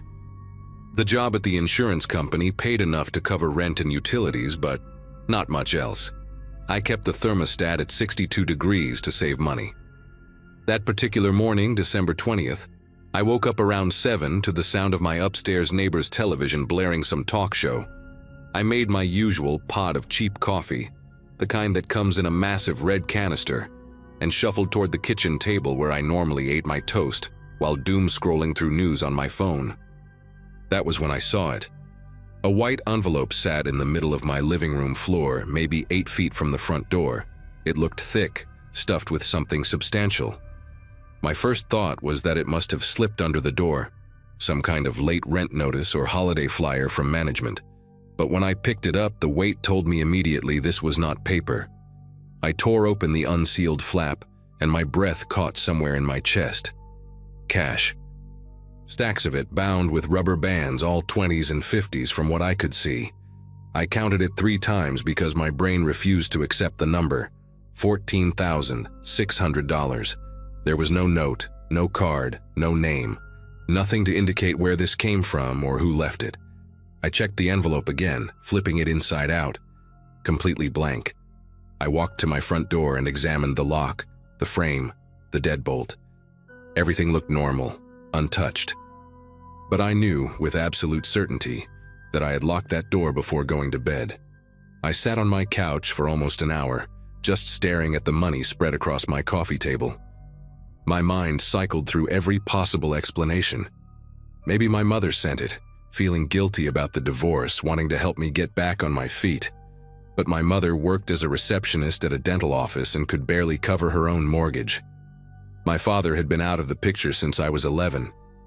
My ex-wife, Melanie, certainly was not sending me anything except passive-aggressive texts about picking up the rest of my stuff from her garage. I thought about my coworkers, my neighbors, anyone who might have access to my building. None of it made sense. People do not just give away $14,000 anonymously, and they definitely do not break into apartments to do it. I picked up one of the stacks and examined the bills closely. They looked real, felt real, had that distinct papery smell that money carries. No obvious counterfeits, no dye packs, just clean, unmarked cash sitting in my living room like it belonged there. Around 9:30, I decided to check if anything else in my apartment had been disturbed. I walked through every room, opened every closet, looked under the bed like a kid checking for monsters. Nothing was missing. Nothing was moved. My laptop still sat on the kitchen counter. The $40 in my wallet remained untouched. Whoever came in had left something instead of taking anything, which made the whole situation even more unsettling. I checked the windows next, all of them locked from the inside, painted shut years ago by some lazy maintenance worker. The only entry point was the front door, and I lived on the 3rd floor with no fire escape nearby.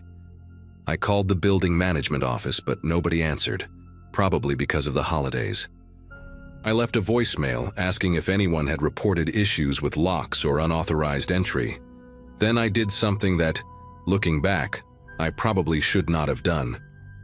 I put the money in a shoebox, shoved it to the back of my bedroom closet, and told myself I would figure it out later. I needed to go to work. The office was nearly empty that day, just a skeleton crew processing end-of-year claims before the holiday break. I sat at my cubicle pretending to focus on spreadsheets while my mind kept drifting back to that envelope. During my lunch break, I drove to a sandwich shop a few blocks away, and that was when I first heard about it.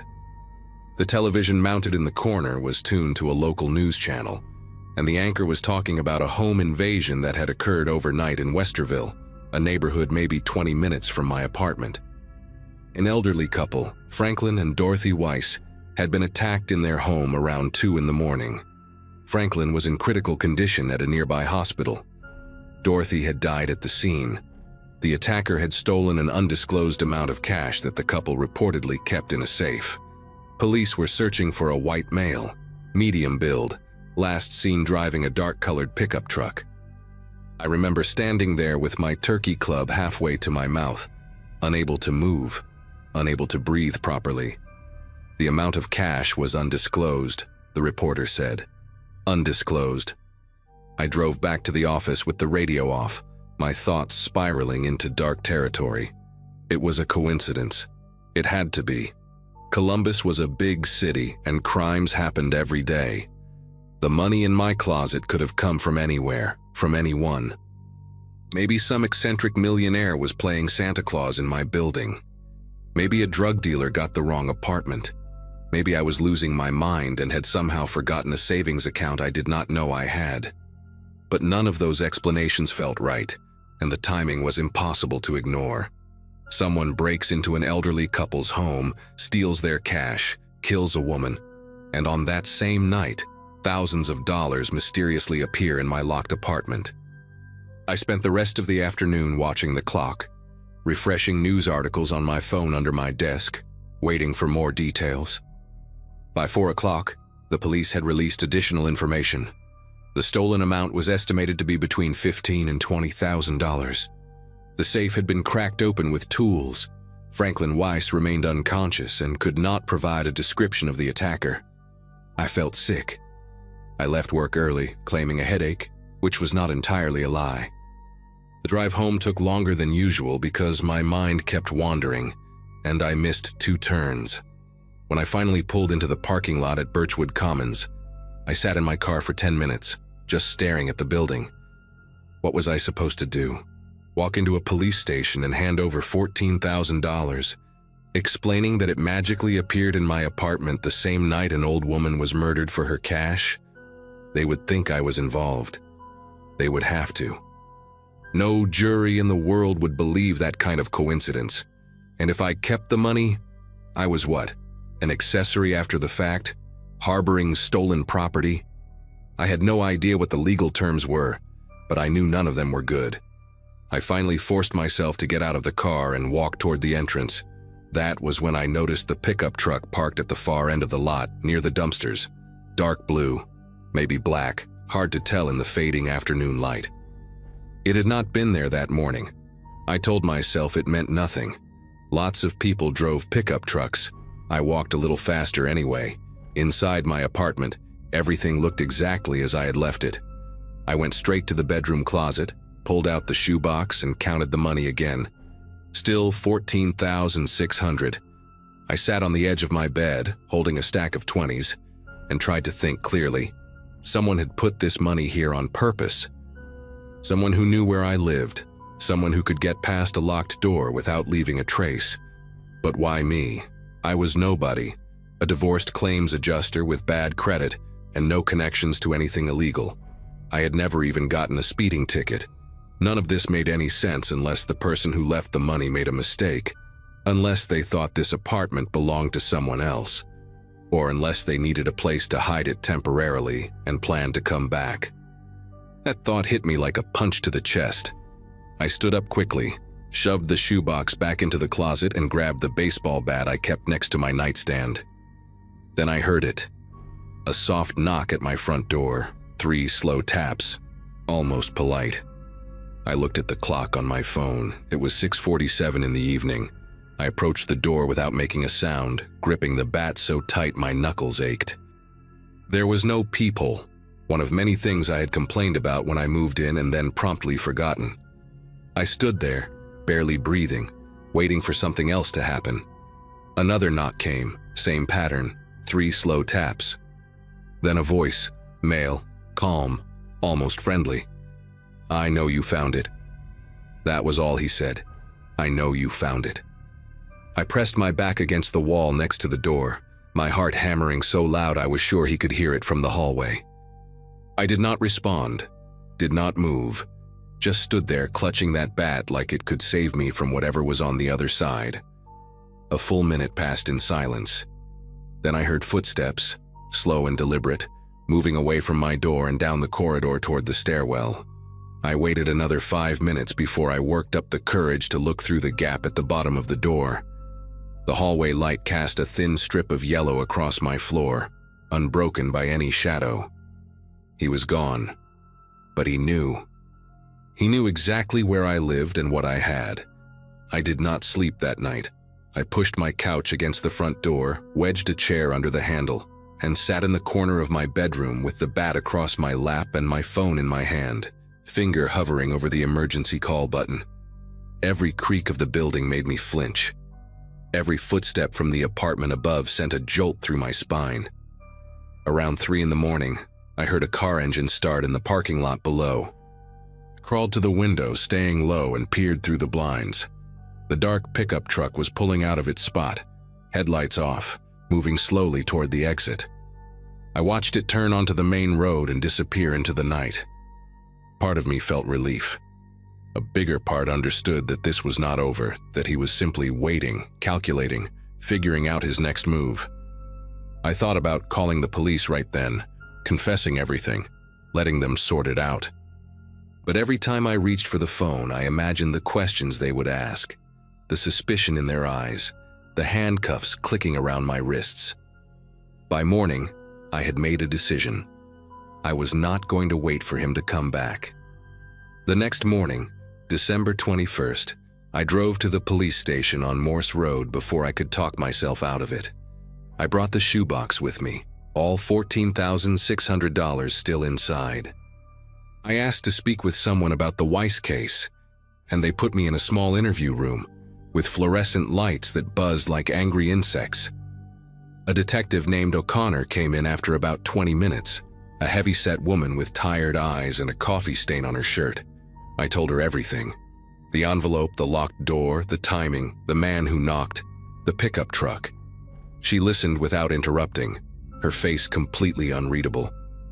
When I finished, she left the room for almost an hour. I sat there convinced I was about to be arrested, that my life was effectively over. But when she came back, she had a different look on her face, something between relief and grim satisfaction. They had a suspect, she told me.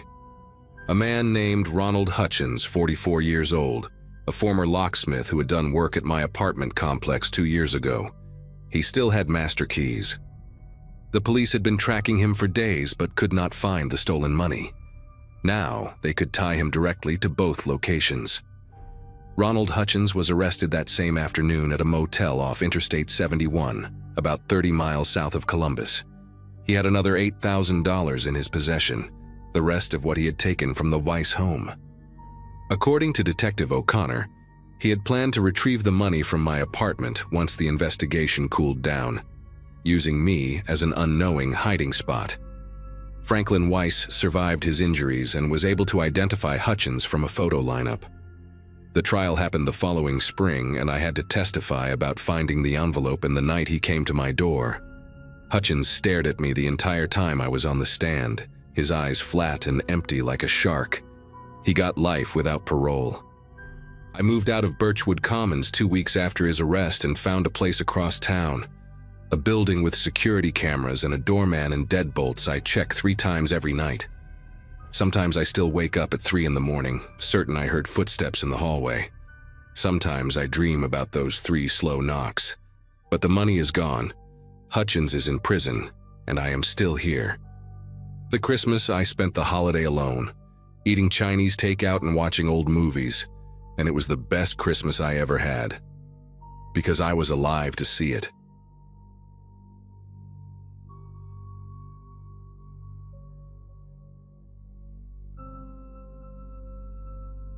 Winter break had just started, and everything about that day felt ordinary in a way I didn't appreciate at the time.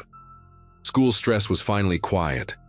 My biggest concern was helping my mom with groceries, and the house felt full because my dad had taken time off work. I was 16, restless, and trying hard to feel older than I actually was. Money was tight in our house, but not desperate, and I had a part-time job that made me feel proud every time I checked my wallet. That afternoon, my mom asked me to walk to the small convenience store a few blocks away to grab milk and bread. The air was cold enough to sting my ears, and the sky had that dull gray look that always comes with the holidays. I remember thinking how calm everything felt, like nothing bad could fit into that day. That calm made what happened next feel even more unreal in hindsight. Near the entrance of the store, a man stood just off to the side, not blocking anyone but close enough that you couldn't ignore him. He wore a thin jacket that didn't match the weather and shoes with the soles peeling away at the edges. His hair was uneven, like he'd cut it himself in a hurry, and his hands were red and cracked from the cold. He asked quietly if anyone could spare a few dollars, not in a dramatic way, more like he was embarrassed to even speak. When he looked at me, his eyes lingered a second too long, studying my face instead of my clothes. I hesitated, feeling that familiar pressure to be a good person, especially around the holidays. I pulled out a bill from my pocket and handed it to him, and his fingers brushed mine longer than necessary. He thanked me, but his voice sounded flat, almost distracted. As I walked inside, I caught a glimpse of him watching me through the glass. By the time I got home, the encounter had already started to fade from my mind. The house smelled like food, and my parents were arguing lightly over what movie to watch later. I mentioned the man outside the store in passing, mostly to explain why I'd spent more than expected. My dad nodded but didn't seem concerned, and my mom just told me to be careful next time. Evening settled in quietly, the neighborhood outside our windows going dark, one porch light at a time. After dinner, I went to my room, put on headphones, and lost track of time scrolling on my phone. Nothing about that night felt threatening yet, If anything, it felt safe in the boring way home usually does. It was already late when a strange sound pulled my attention away from the screen. At first, it sounded like metal brushing against metal, faint and irregular, coming from somewhere below my window. I pulled the headphones off and listened, holding my breath without realizing it. Another sound followed, sharper this time, like a handle being tested. My room faces the front of the house and the curtains were slightly open, letting in the glow from the streetlight. When I leaned closer to the glass, my chest tightened as I saw a shape moving near the front door. A man stood on our porch, head tilted, hands moving from the knob to the frame as if memorizing it. Even from that distance, I recognized the jacket and the uneven hair. The realization hit hard. The man from the store had followed me home. I stepped back from the window and tried to convince myself there had to be another explanation. Maybe he was at the wrong house. Maybe he was confused. That logic didn't last long once I heard the slow scrape of his fingers moving along the door frame, then the soft rattle of the lock again. My heart pounded so loudly it felt like it would give me away. I crept into the hallway and whispered for my parents, my voice coming out thinner than I expected. My dad came first, annoyance on his face until he followed my pointing finger toward the front door. We stood there in silence, listening to the careful, deliberate testing of our house. Whoever was outside wasn't in a rush. That scared me more than if he had been. My dad flipped on the porch light without opening the door.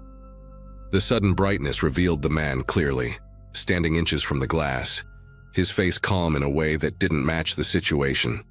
He looked straight through the door, not surprised at all to be seen. My mom grabbed my arm and pulled me behind her, her grip tight enough to hurt.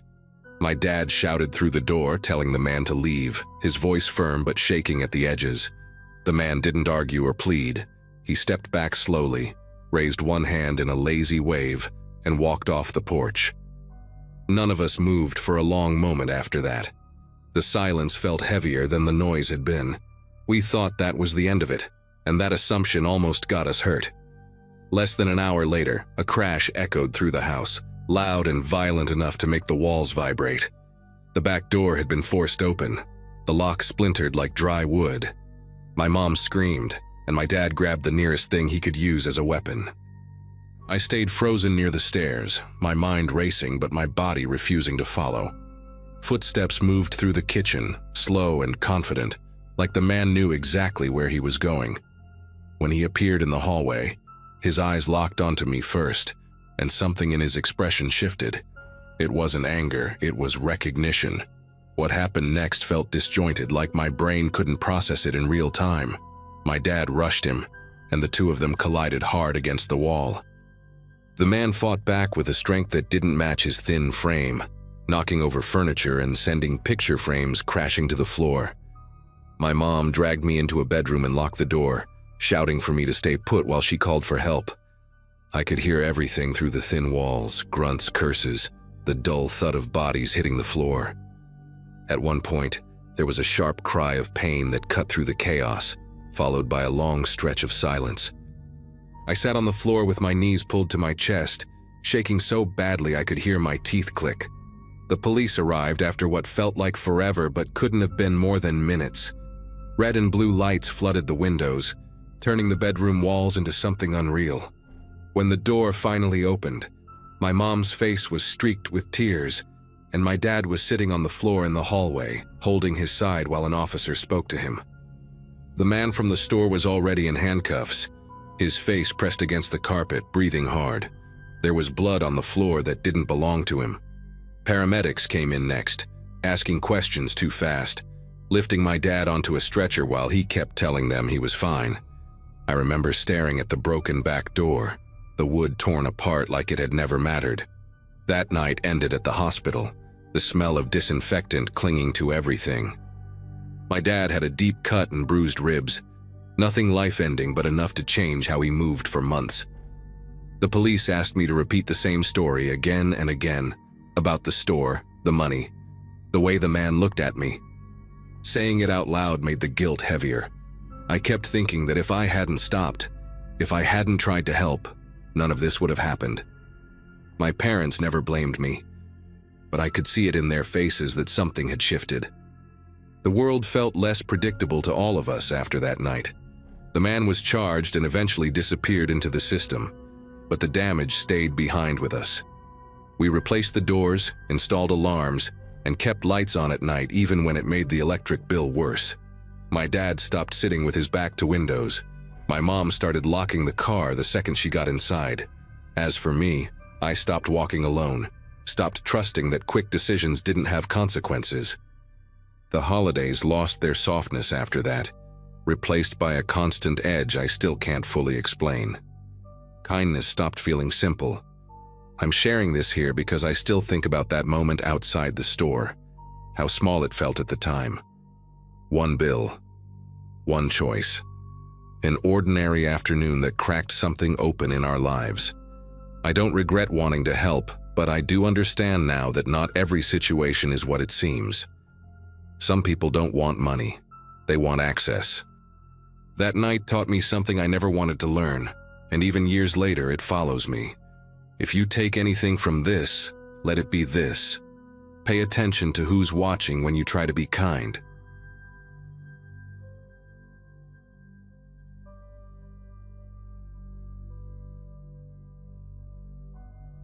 Early December had settled into my routine in a way that always felt heavier than the rest of the year. Life at that point revolved around quiet days, working remotely, and long walks meant to keep my head clear during the darkest stretch of winter. The daylight vanished early. The cold had a sharp edge to it, and most people stayed indoors once afternoon crept toward evening. That solitude never bothered me much. It actually felt comforting back then. Walking my dog had become the one constant that grounded me when everything else felt slow and muted. The trail we used was public, familiar, and usually predictable, even when the temperature chased everyone else away. It ran alongside old, forgotten structures and jagged rock faces that caught the last scraps of fading light. Nothing about that walk felt reckless at the time, just routine and quiet. That afternoon felt colder than usual, the kind of cold that stiffens your fingers even through gloves. The sky had that dull winter color that makes it hard to tell exactly when daylight gives up. My dog, Rook, moved ahead with his nose low, pulling slightly as he always did when something interesting crossed his path. The trail was nearly empty, which wasn't surprising given the season and the time.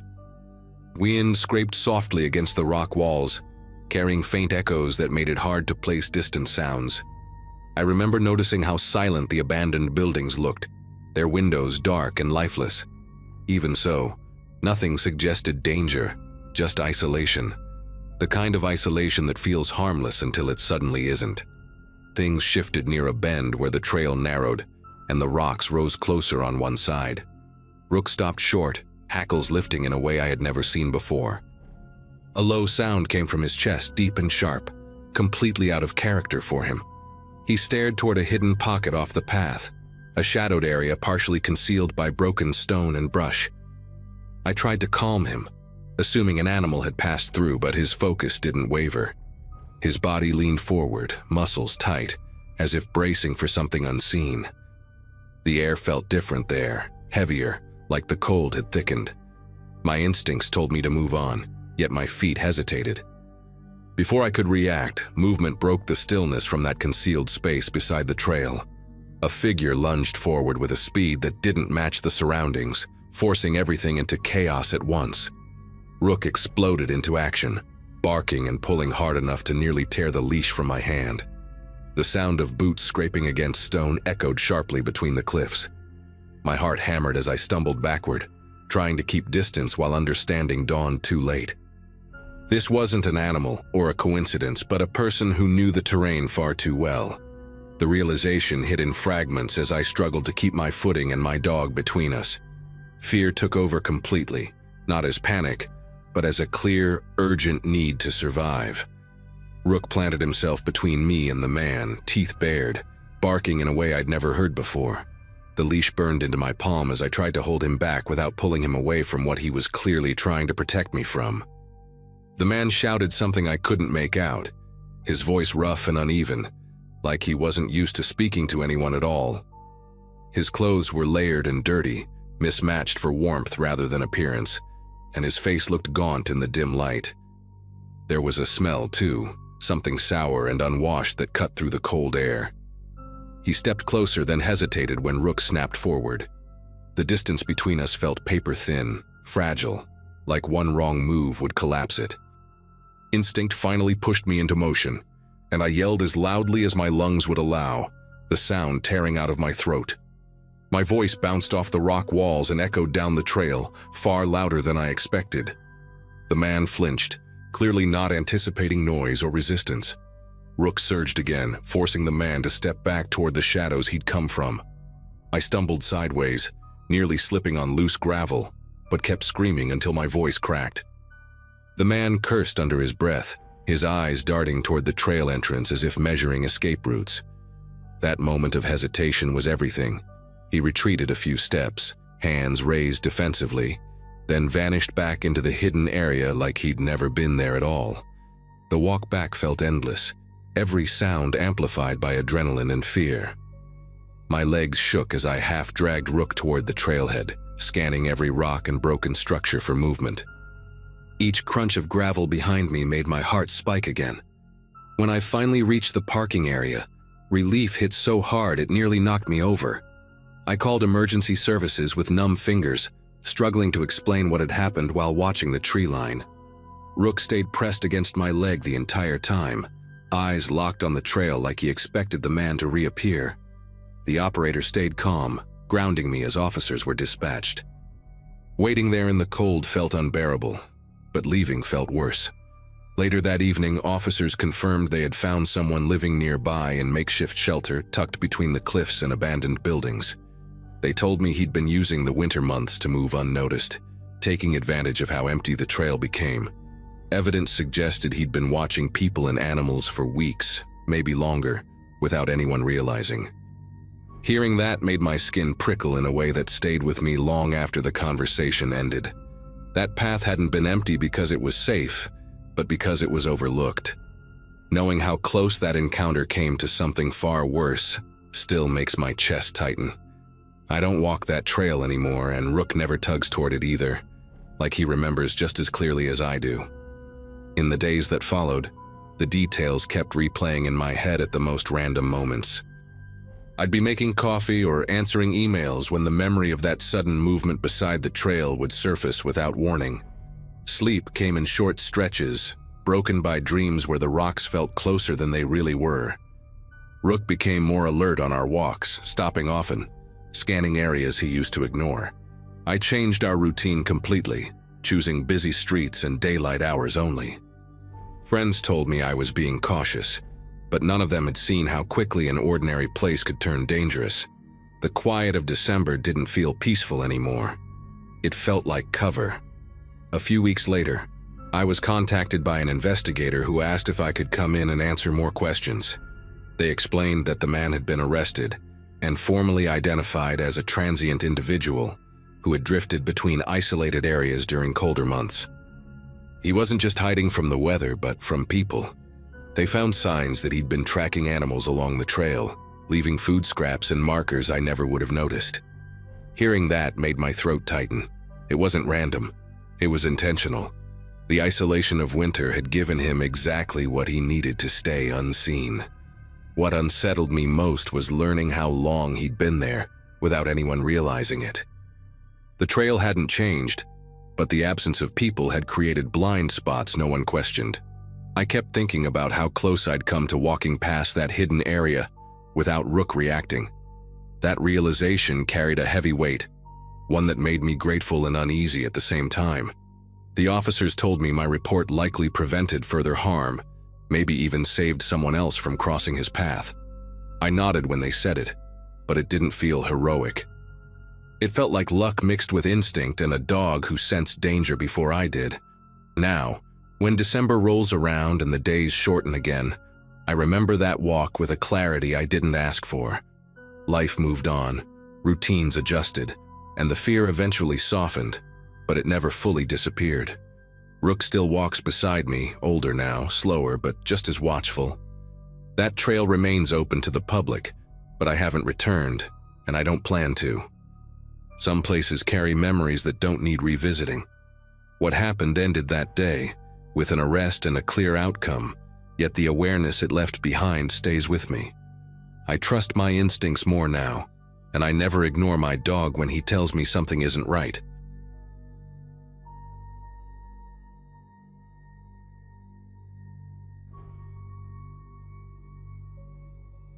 That New Year's Eve still feels unreal to talk about, even now.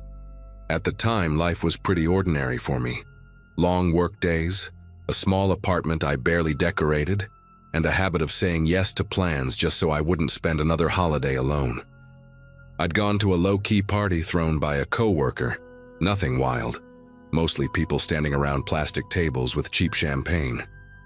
Midnight was getting close, and the mood shifted into that nervous excitement people get when they expect something meaningful to happen just because the calendar is changing.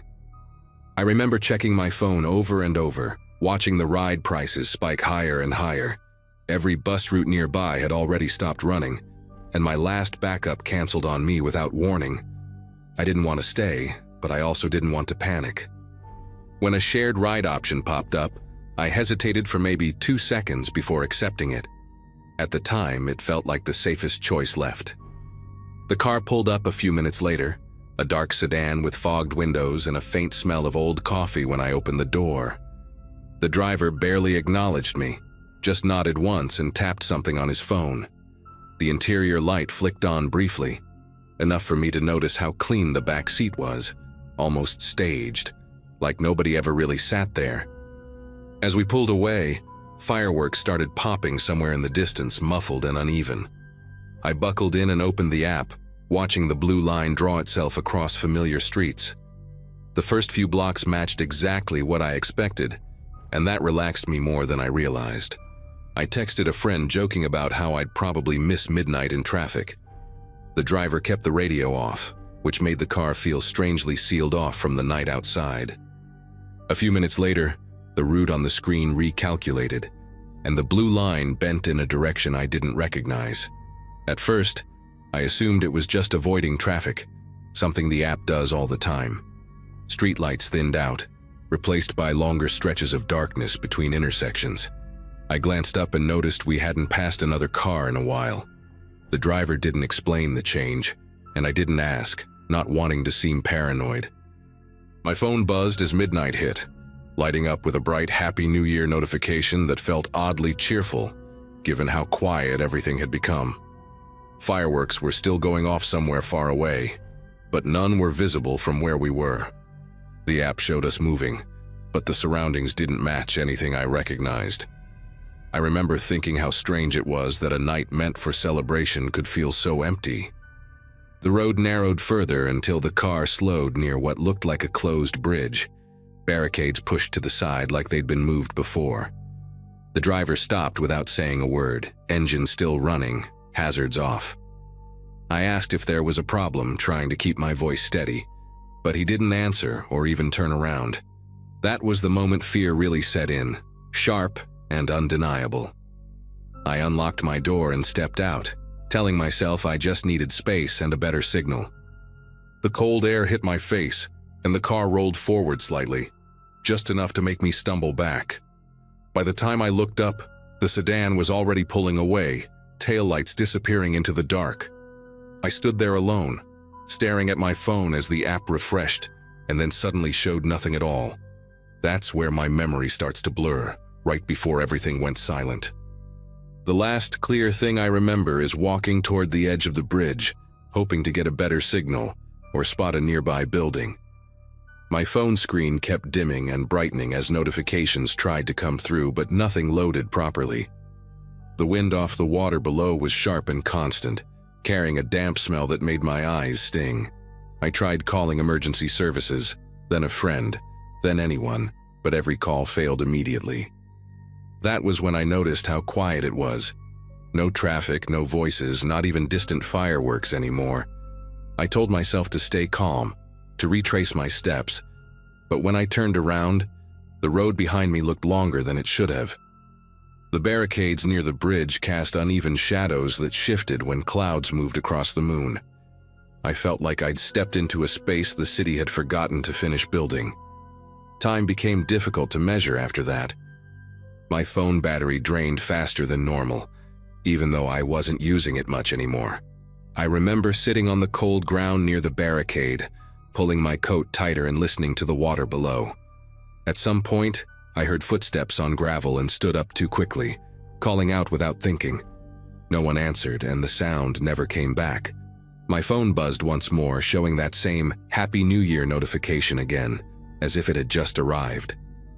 That didn't make sense, and staring at it made my head feel heavy and unfocused. I set the phone down beside me, thinking I'd pick it up again in a second. The next thing I remember is waking up with daylight in my eyes, and no idea how I'd gotten there. I was lying a short distance from where I'd been sitting, my coat damp and my head pounding. The bridge was still closed, still empty, but the daylight made it look less threatening and more neglected. My phone was gone. Panic hit hard as I searched the area, checking under barricades along the edge, even shouting for help. After a while, a maintenance worker arrived in a pickup truck and stared at me like I was a problem he didn't want to deal with. He asked if I was okay and said someone had found a phone nearby earlier that morning and turned it into the local station. When I got there hours later, they handed me my phone sealed in a bag. The screen still lit up with that same midnight notification, time-stamped exactly at 12 a.m., untouched by anything after. What unsettled me most came later, when I tried to report the ride. There was no record of it, no driver, no route, no payment, nothing. Support insisted I must be mistaken or confusing it with another trip.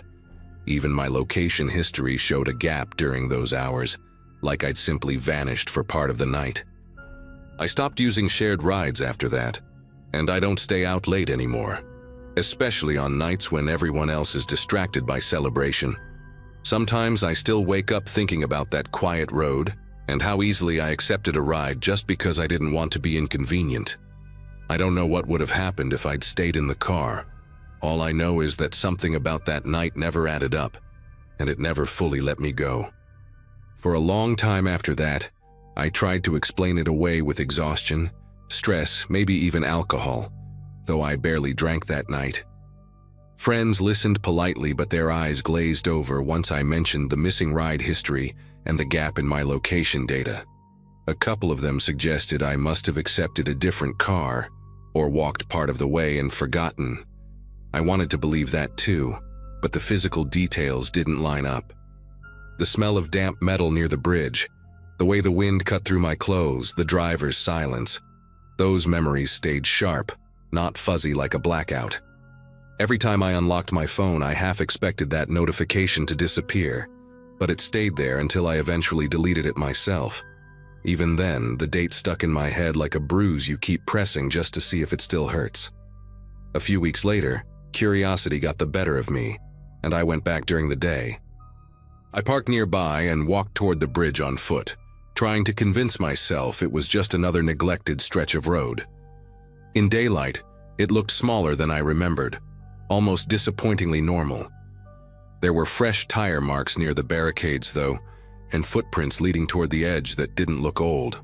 I stood there longer than I meant to, watching the water move slowly underneath, feeling that same hollow quiet settle in.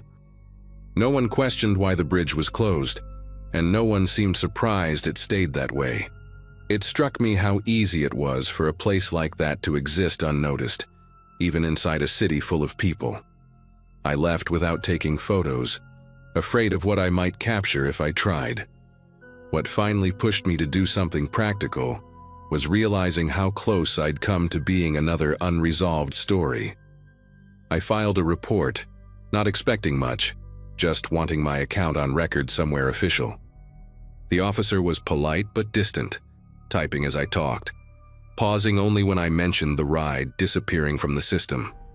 He told me cases like that were hard to pursue without data, without a driver ID, without anything concrete. Still, he advised me to trust my instincts going forward and avoid shared rides late at night. It wasn't comforting advice, but it was the only thing he could offer. Walking out of that station, I felt both relieved and deeply unsettled, like I'd just acknowledged something no one else could really help me with. Now, whenever New Year's Eve comes around, I stay home. I watch the countdown on TV, muted, and keep my phone face down on the table. The idea of celebration layered over vulnerability doesn't sit right with me anymore. Sometimes I think about that car, how ordinary it looked, how easy it was to step inside without asking more questions. Nothing dramatic happened in the end, no chase, no confrontation, and somehow that makes it worse. Whatever that night was, it ended without explanation, without closure, like it simply decided to let me go. I don't understand it, and maybe I never will, but I know one thing for sure. I won't ever ignore that quiet warning feeling again, no matter how inconvenient it might be.